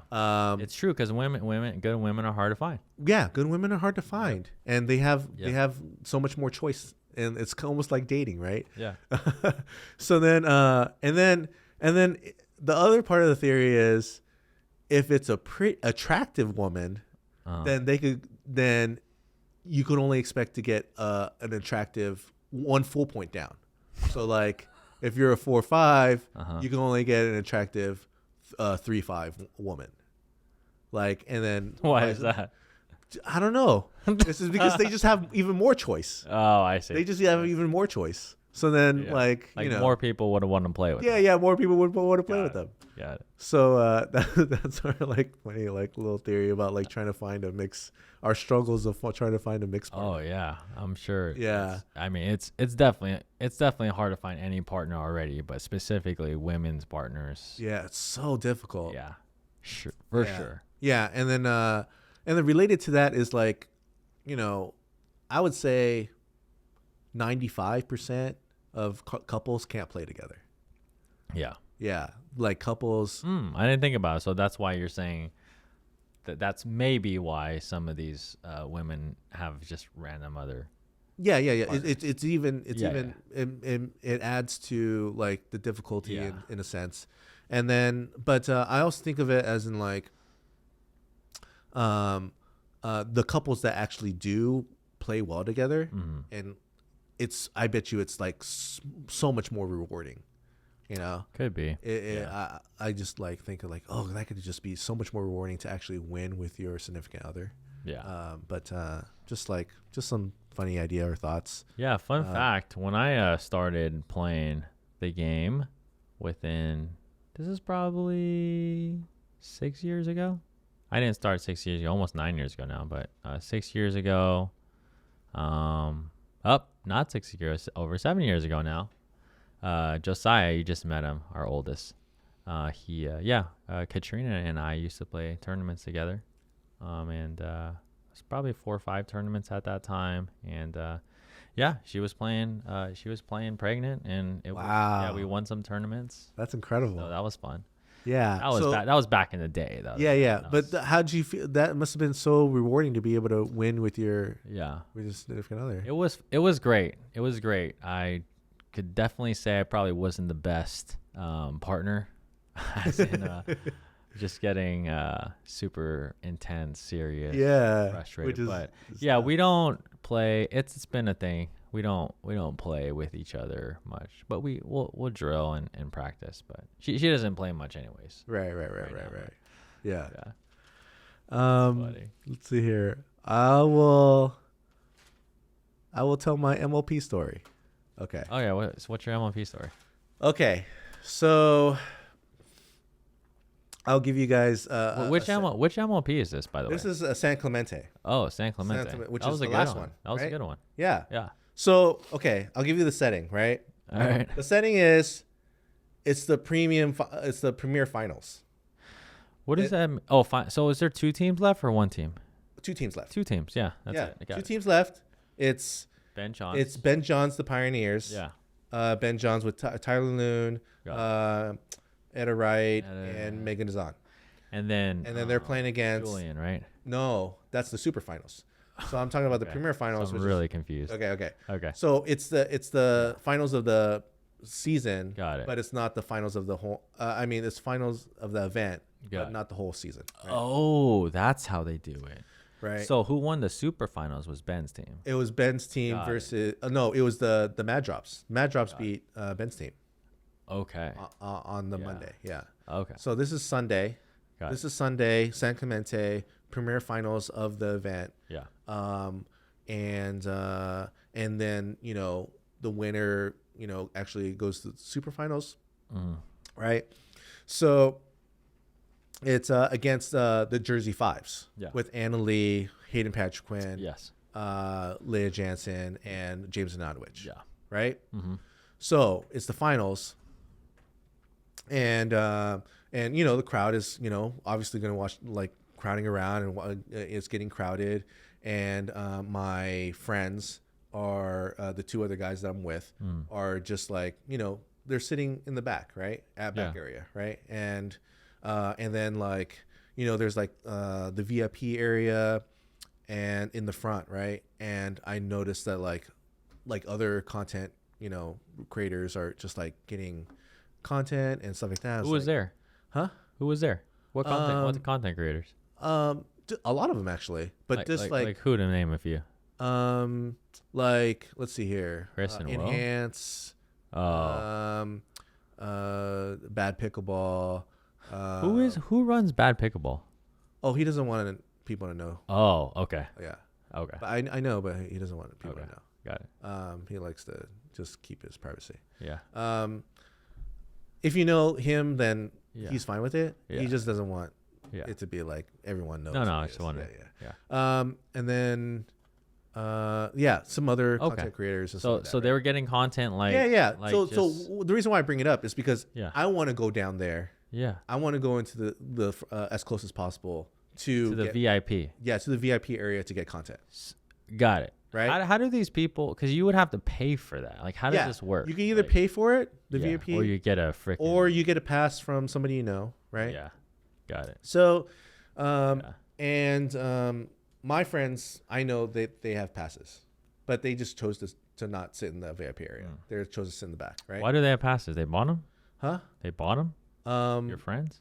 I think I'll get to that. Okay. They got it from their friends. Got it. Okay. Right? They got it from their friends. All right. Right? The other people that they know. Or Yeah. no, they actually have passes, or they got given passes or something like that, right? Yeah. Yeah. So or like handed a pass, right? Yeah. From one of the owners or something like that, right? Yeah. So I'm like, okay, so it's the finals, and now it's 2-1, right? The Jersey Fives are up 2-1 against the Pioneers, Yes. and then the now Ben is gonna come in there and play to tie it up to go to Dreambreaker, Got it. right? So I'm like, okay, I need to get down there. So I was like, hey, can I borrow one of your VIP passes so I can go down there and get closer? And he's like, what content were you trying to get, by the way? just like interactions. just recording the like, match. Either close-ups of the players or whatever. So do they let you do that? So PPA had a big problem, right? So what is the MLP rules then? Okay, so the MLP, I haven't had any issues with the MLP as of yet. The reason why I don't have problems with the MLP is because they record all their games. So I don't record I only record the games for my own personal use. Got it. Right? So I wanted to record for my own personal use. So you were going to put it on I wasn't going to post Pickleball it. Passion. No, I wasn't going to post it on Pickleball Passion. Okay. Unless I wanted to like put up a fan. I have like fan cam stuff of like Ben Johns, right? So where I just like follow Ben Johns or Anna Lee Waters. Yeah. Or like, just to see how they move and, how they play, right? Yeah. So I was like, hey, can I borrow your pass and go down there? And I was like, all right. And they're like, here. So they hand me the pass. I go down there and I go down to the court, and I'm like waiting for a good moment to get on the court in the VIP area without like interrupting the game, right? Okay. So I go down there and I'm waiting next to the court. Three people come down and they start like interrogating me. Three. Yeah. Three people. Well, because so is there a VIP section and then you're on the court VIP? Is there like, Yeah. I'm not on the VIP section yet. I'm waiting to get into the VIP section. Yeah. So you're not even in yet. I'm not even in yet. Okay. Yeah. I'm like next to the VIP, next to like the security guard. Yeah. About to go in, like wanting to get into the VIP area. The three people come down, start interrogating me like, who are you? Who do you know? How did you get that pass? And then I'm like, what? Like, what's going? Like, oh no! I'm scared. I'm like, oh no! Like, I feel like I stole candy I got caught stealing candy from a store or something like that, liquor store. I was like, oh no, I don't know. What are you talking about? Like, I don't know. Like, and then they're like, you're not. You having that, we're not saying that you are a security risk, but you having that pass is a security risk. And then they're like, we're gonna confiscate that pass. And then I was like, and I looked down, and it was a general manager pass. Oh, it was a general manager pass. And then they're like, who do you know? Like, how'd you get that pass? Like, where'd you get that from? And I was like, I don't know. And I don't know. So I'm scared. It said general manager on it. Yeah, general manager. So of one of the teams. Yeah, of one of the teams, right? A general manager pass. Yeah. And so that's above VIP, maybe. that is definitely above VIP because there's like 200 VIP passes, but there's like only 24 teams. There's only one general manager pass for each team. Yeah. So there's only 24 teams. So they're going to know every single general manager. And I obviously don't look like one, right? Yeah. So then, so then big giant Asian guy, right? So then they're like, we're going to confiscate your pass, right? And then, I was so scared. And I accidentally mentioned like a team I know, right? What do you mean? A team that you know? Like I know one of the teams. So you know, I know a general manager of one of the teams. Sure. Right. Yeah. And I accidentally mentioned a team. Yeah. I know. Right. Yeah. And then they're like, well, we're gonna tell them. You know, we're gonna tell them that you somehow got a pass. Yeah. Right. General manager pass. Okay. And like I was like, oh my goodness, I got somebody so much in trouble. I not only am I in trouble, but I got other people in trouble. Right. And then like now I'm like fearing for my pickleball life. Like everyone's gonna hate me. And everyone's like, nobody's gonna want to play pickleball with me again. Like I'm just so scared, right? That like my pickleball life is ended, right? And then they said like, we're gonna confiscate this pass, right? And they said like, you're not gonna cause any trouble, right? I was like, no, I'm not gonna cause any trouble. And then they said like, okay, we're gonna let you watch this game. And then we're going to escort you out afterwards. We're going to escort you out. And I don't know what that means. I was just so scared. It's like, are they going to arrest me or something like that? After this game, were you really thinking that? Yeah. I was so scared. So I was like, okay. And it was like, they let me sit down. So I was like, okay. So did you have your camera stuff? I did. Okay. I did have my camera stuff. So why didn't you just say you're there to just film some stuff? I don't know. I was so scared, dude. Okay. I was worried that I'm not allowed, or it's like I don't know what's going on, right? So I go down there and I'm like thinking like, okay, at least I know one of the owners, right? That was already sitting down in the VIP area. Yeah. So I go down there. So the like, so now like Ben Johns wins, right? Yeah. And then now they're going to the Dream Breaker. Yeah. Right. Got so it. then that's when they let me sit down. Okay. So they let me sit down, and I'm like, okay, I'm gonna go sit next to one of my friends that I know that is one of the owners of the team. So I go down there, and I try to go sit down, but when I go down there, he's gone. So now I'm like sitting there by myself while this Dream Breaker, like they're setting up for the Dream Breaker. I'm sitting there by myself, and I'm too scared to look back because I'm worried that they're just like hawking me right now. Wait, who else is there? Huh? Who else is sitting with you? Nope, nobody. No, but there's other people, but I don't know them. Yeah, so you're not like where you're not in the court on where the team would sit, right? No, I'm right behind, one of the benches. Yeah, one of the team benches. I'm right behind it. Okay. Right.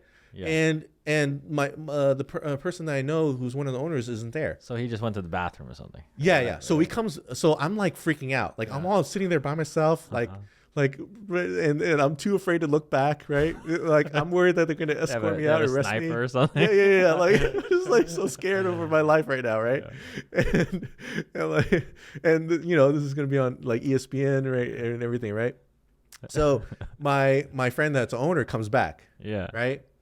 Is this the Piccadilly guy? No, it's someone else. It's a different owner that I know. Wow, how many owners do you know, dude? Well, there's a lot of owners.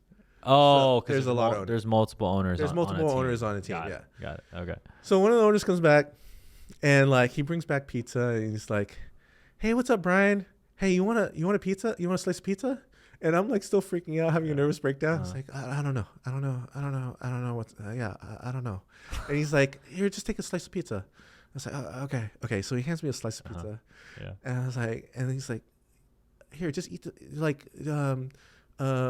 you okay, man? Here, you want a napkin? Like the pizza's like dripping on my hand, and like the sauce is all over my hand. I'm just holding a slice of pizza like barehanded, right? Yeah. And he's like, hey, you want a napkin? And I was like, I don't know. I'm like freaking out. Like, I don't know if I want what? I don't know. Like I'm like so in my head right now, right? Freaking out. And they're still setting up for the drink break. He's like, are you okay, Brian? Like what happened? You know?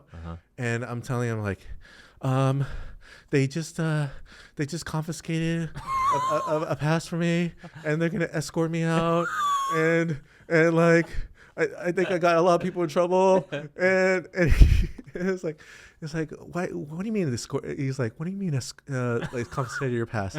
It's like, yeah, like I had a general manager pass, and they escorted me, and no, I mean like they're gonna escort me out later, and like I think I got a lot of people in trouble, and I was supposed to have a general manager pass.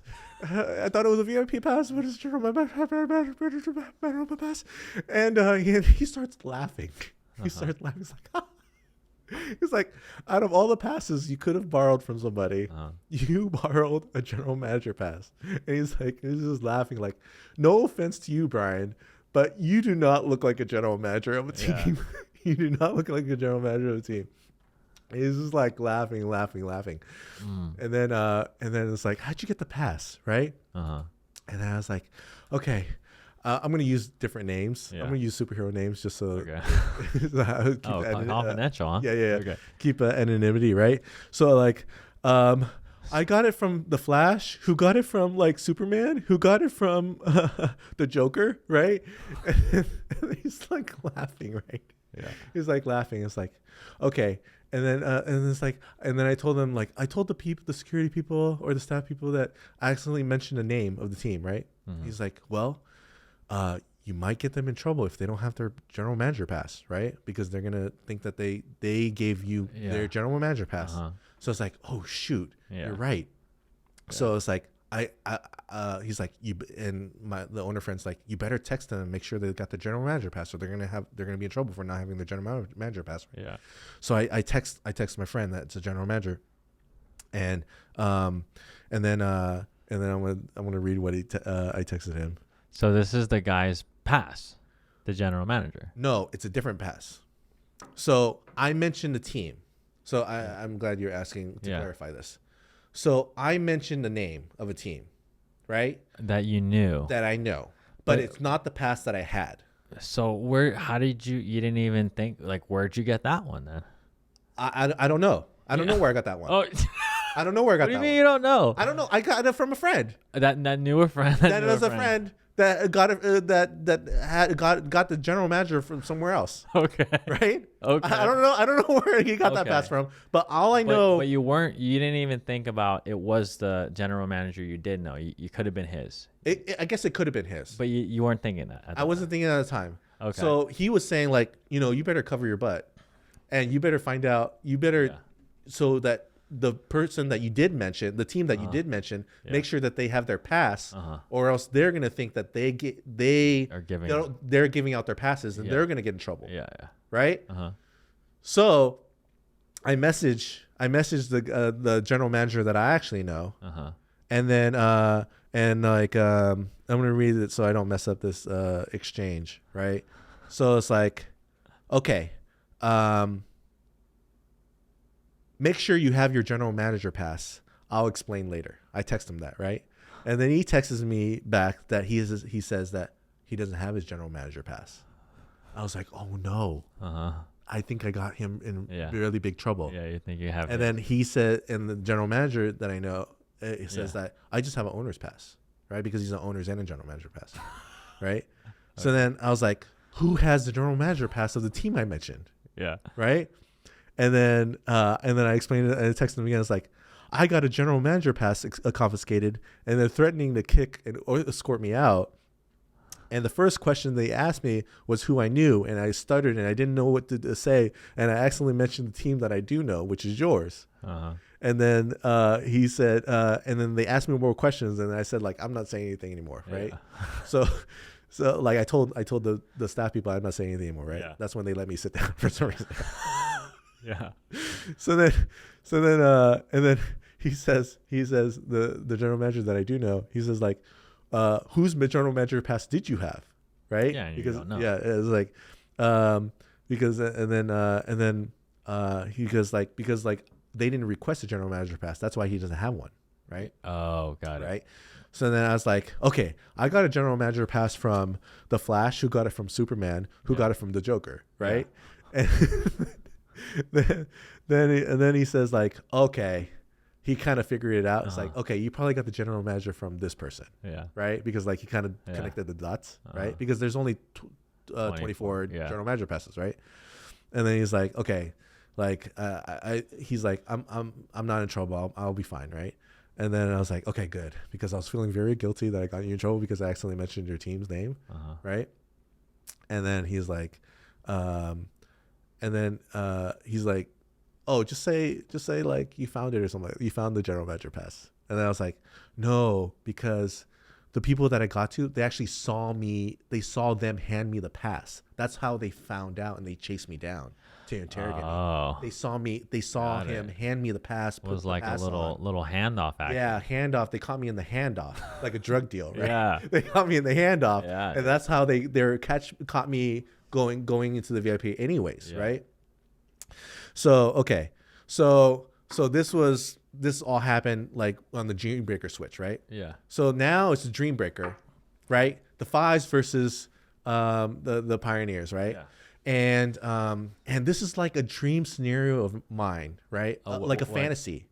Like what? Because watching them, you mean? Watching them, and I'm right behind the Fives with like Lee Waters. Got it. And the Anna Lee Waters, Hayden Patrick, James Zanotowicz, Leah Jansen, they're playing this Dream Breaker, and like. So you got the best seat in the house. I got the best seat in the house. Okay. And I'm still freaking out at the same time. Yeah. I'm freaking out to the point where like I don't record because I'm scared to record because I'm worried that if I start recording, they're gonna escort me out right then and there. Yeah. Right. And this is on ESPN too. Yeah. Right. This is all happening on. You could see me on ESPN on the stream. Like I'm right behind them. Yeah. Right.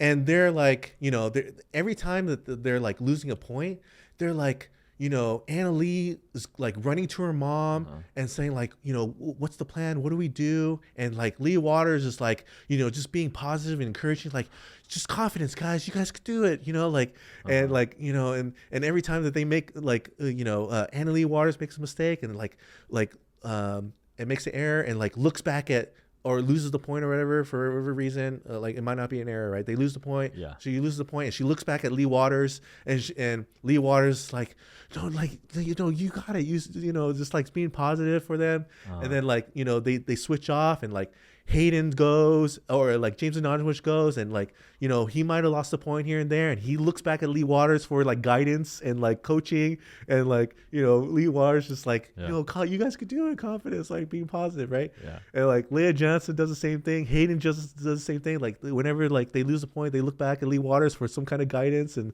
this is all happening like right in front of me, and I don't record it. And it's like, this is amazing, right? Wow. And this during the Dream Breaker. Then they do the switch, right? Now Ben Johns and Tyler Loon, Megan Dazan, and Etta Wright is now they're in front of me because of the side switch, right? During the Dream Breaker, they switch sides. Oh, you're talking about just on the court. They don't switch their seats in the coaches. They do. Why? I don't know. So you're telling me the coaching staff, the team general manager, they have to get up. No, not the general manager and the coaching staff. Oh, the bench. Just the bench. Got it. Right? Yeah. So now Ben Johns is in front of me. Yeah. Right? This is like a dream come true for me. Like I'm right in front of Ben Johns. This is your Dream Breaker. Yeah, this is my Dream Breaker. I'm like, I might be able to overhear some kind of insight. Yeah. You know, like, you know, and like this is like dream come true. And all this while, my friends are seeing me on ESPN and on the stream and stuff like that. And now I got friends calling and texting me. I got a guy that was like calling, like texting me, like, I see you right behind Ben Johns. Like, steal one of his towels, like his sweaty towels. Like, ask him for his shirt. Like, and I'm like still freaking out. And then I got like another girl like calling me, like, "Hey, I see you right behind Ben Johns. Like, ask for his autograph." And like I'm still freaking out. So, spoiler alert, I won't tell who wins, or I guess I can, but Ben Johns and the Pioneers end up winning, right? Yeah. And and then so what happens? Everything starts clearing out, right? Okay. So you're still sitting there. I'm still sitting there, but and I see two security guards start walking my direction. I see two security guards start walking my direction, and then they walk right past me. It's because they're going to set up for the final ceremony. Yes. Okay. Yeah. So it's like, whew, dodge that bullet, right? So the whole entire final ceremony ends, right? Yeah. And I'm still scared because if I go to the entrance, I'm worried that they're waiting for me at the entrance. Yeah, but you could have walked out any other way, I guess. I guess I could. Yeah, you could go across the court, go out around or something like that. Right. Or I guess I could have lost. I wasn't thinking at the time. I'm still scared. They're gonna come get me. Yeah. So I stay there and I wait until everyone leaves. Right. I wait until everyone leaves. Everyone leaves what? Everyone leaves, like the players. All the players leave. Everyone, like after audience. the celebration. After the celebration. Oh. All the players leave. All the audience leaves. I'm there by myself. It's like, okay, I think it's safe now for me to leave. You're sitting there by yourself. Yeah. There's no one else there. No. Why? Because I'm afraid that they're waiting for me.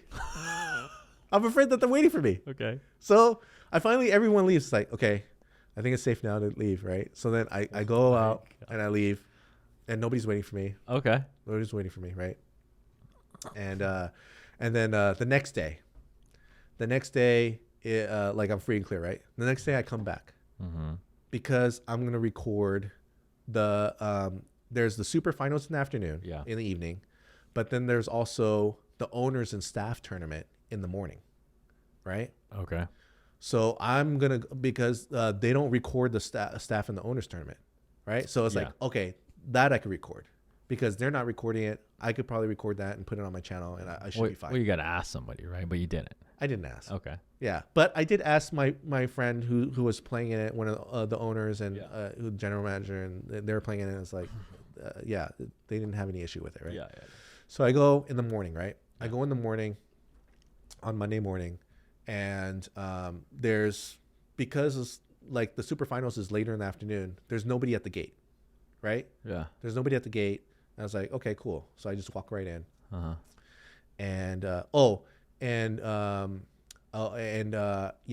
walk right in and I start recording. I set up and I start recording some of the games, right? And one of the team owners that the staff people were threatening to tell, this woman kept on looking at me. It's like, oh, I think they know. I think they know. And this woman kept on looking at me. Yeah.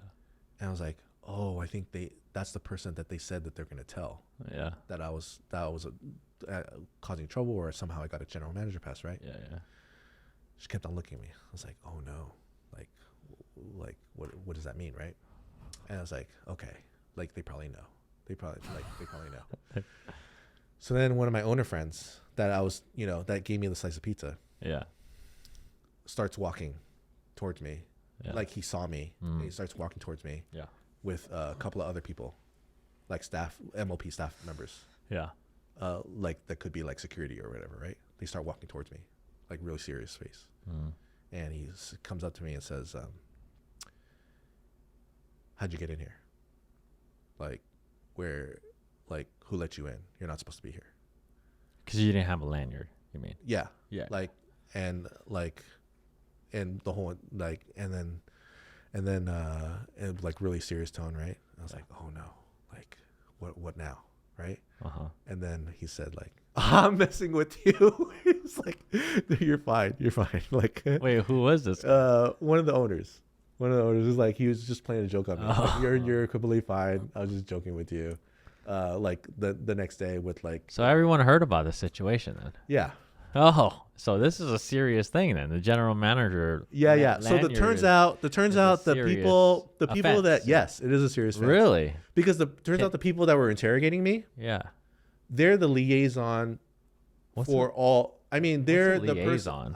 They're the person that manages. Okay. All the general managers. Got it. So they know all the general manager. The person that was interrogating me knows all the general managers. Yeah. So they knew that I wasn't one of them. Yeah. So yeah. So fortunately, I'm okay. At least I think I'm okay especially after telling the story. Yeah. But that's my MLP story. Oh, okay. Yeah. Hopefully that was entertaining for you guys. All right. Well, a little suspense there. Yeah. It turned out to be. It turned out to be okay. And you can actually watch the owners and staff players play their tournament on my channel. Oh, there you go. Yeah. All right. Did you So will they get fined? Can they get in trouble by losing their general manager pass like that? I don't know. Oh, that's the whole entire mystery and scary thing about it. I don't know what the consequences. You must be able to do something else different than the VIP. Like why? The general manager passes? Yeah, it's like why? What's the separation between a general manager and a VIP? And a VIP? It's like they're watching that and they let you go further. Like no. Like what is? No. It's nothing like that. I think it's they have access to other stuff. Oh, so like what? Players and stuff like that. Oh, like their lockers and stuff. Lounges and stuff like that. Oh. Yeah. So they okay. There's like separate. There's a VIP area, then there's also like a player general manager area. Okay, so that makes sense. Yeah. That makes sense. All right. Oh man. Cool, man. Cool. Well, how long? Where are we at? Yeah, we're pretty long here.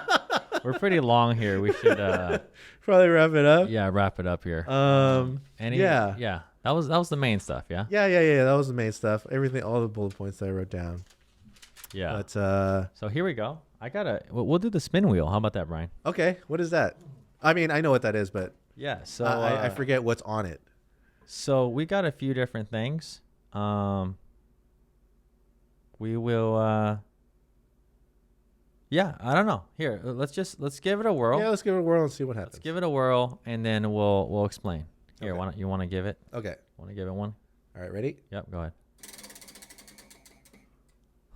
Okay, what do we got here? Hopefully it's a story that I didn't already tell. Favorite pickleball memory? I don't know, Brian. You've been around a lot of the pros. You've been, taking some lessons with some of them. You've been all these. I don't know. Favorite pickleball memory? Just that's hard to say. I don't know. I feel like just a good one. I feel like all my memories are. Yeah, or one of your favorites then. One of your favorites. I don't know. I feel like I shared a lot of them already. Oh, okay. Or just okay. How about this? Just one pro that you were grateful to meet, because some of them could be maybe not as welcoming and stuff like that. I don't know. I feel like all of them are great. Oh yeah. Any favorites?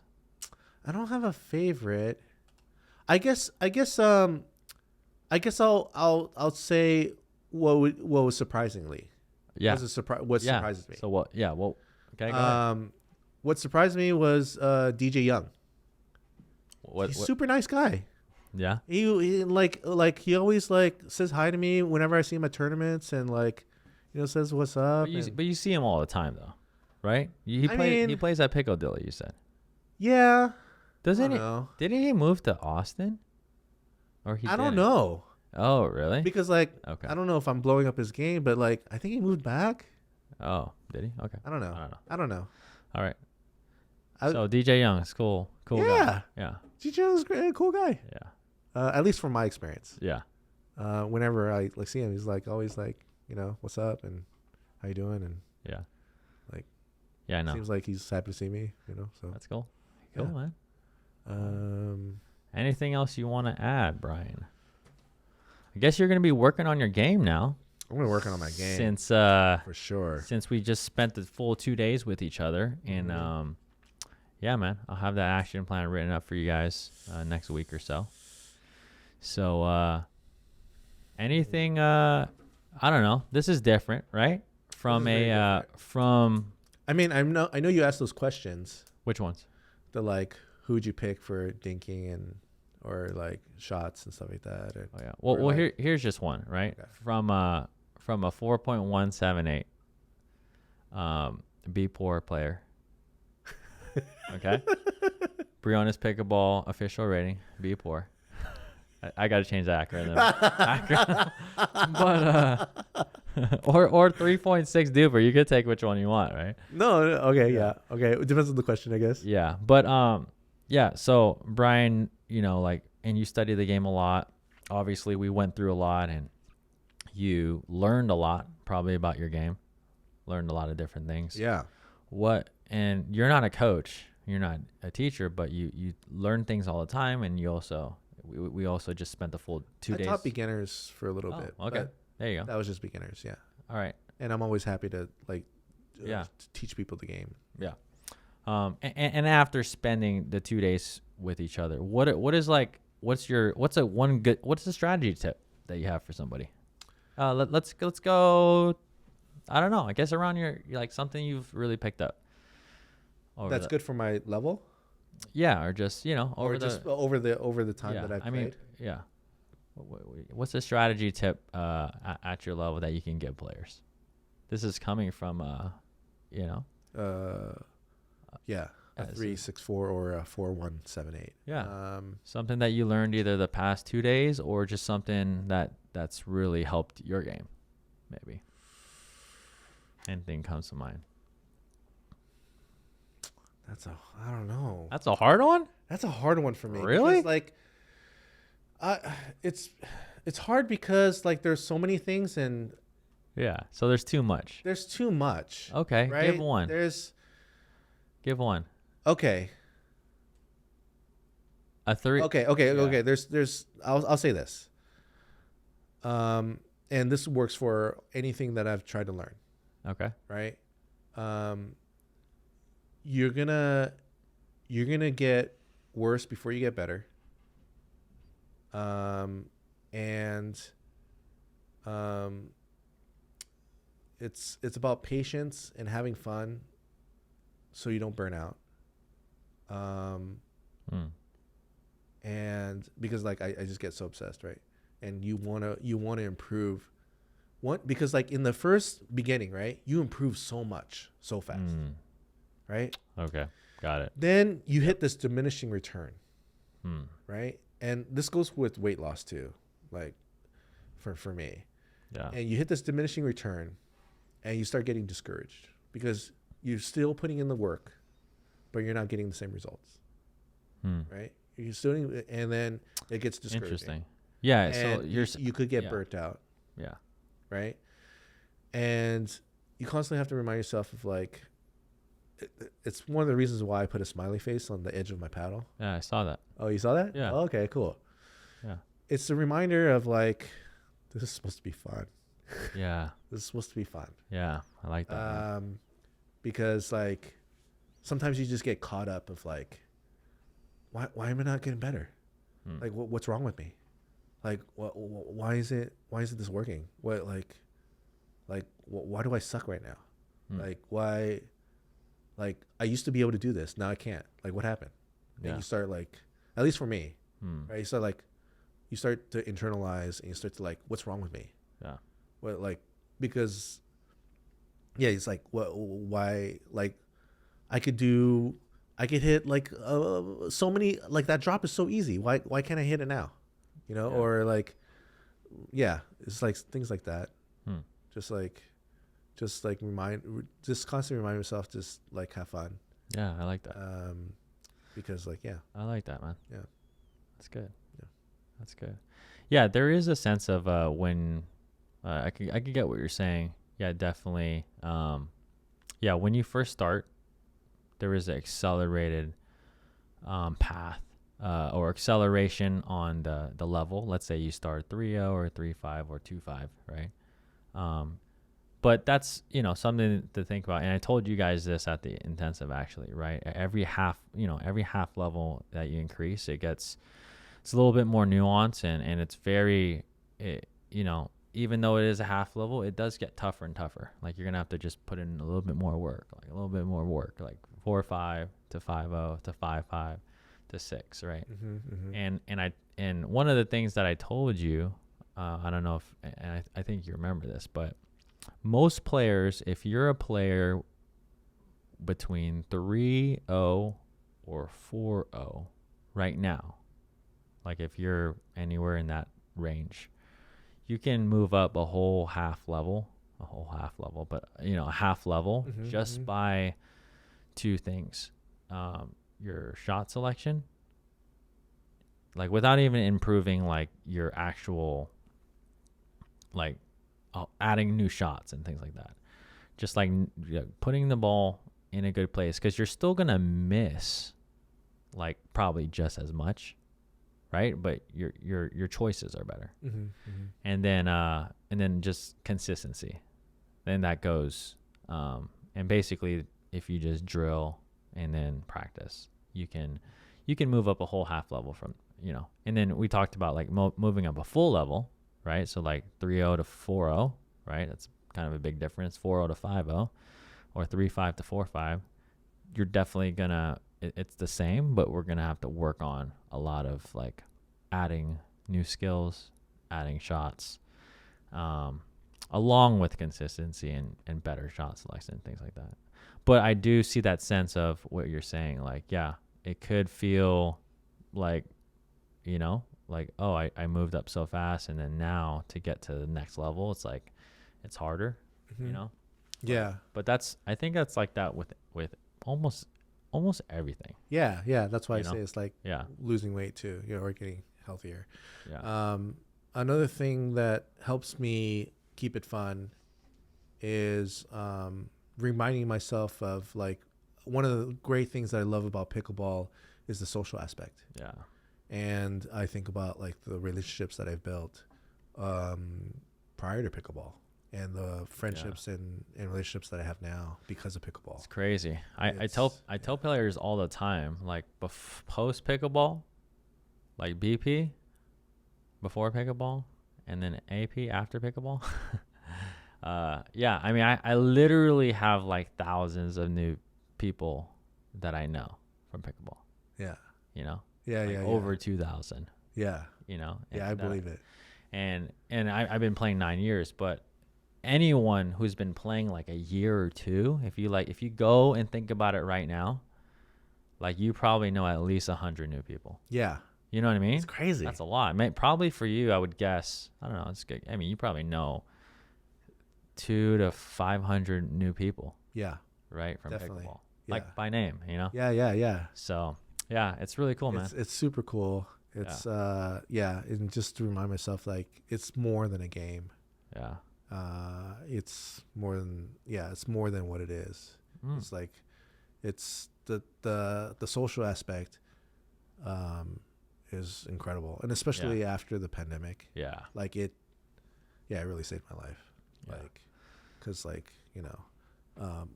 prior to that, I was like, seeing people all the time and meeting people all the time, and I'm an introvert, but I like somehow trained myself to be an extrovert, and I need to socialize. I need to be around people. Yeah.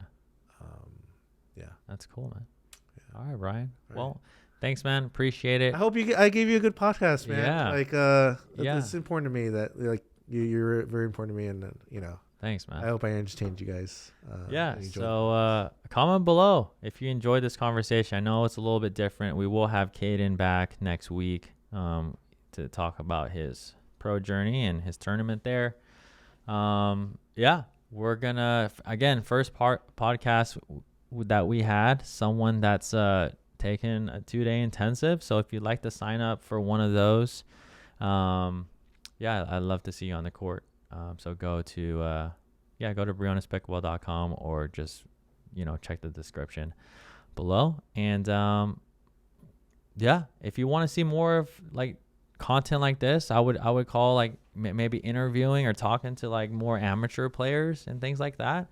Comment below, because I think that they have a lot of different insights, and you see the game from a different place. Oh, I do? Well, I'm just saying, like where a pro is already, like me and Caden, he's on the tour and talking, and just seeing someone who's still working through a lot of stuff. You guys have the angle. It's a different journey. Everyone has their own journey. So that's really cool. Brian, thanks, man. All right, thank you. All right, we'll see you in the next episode.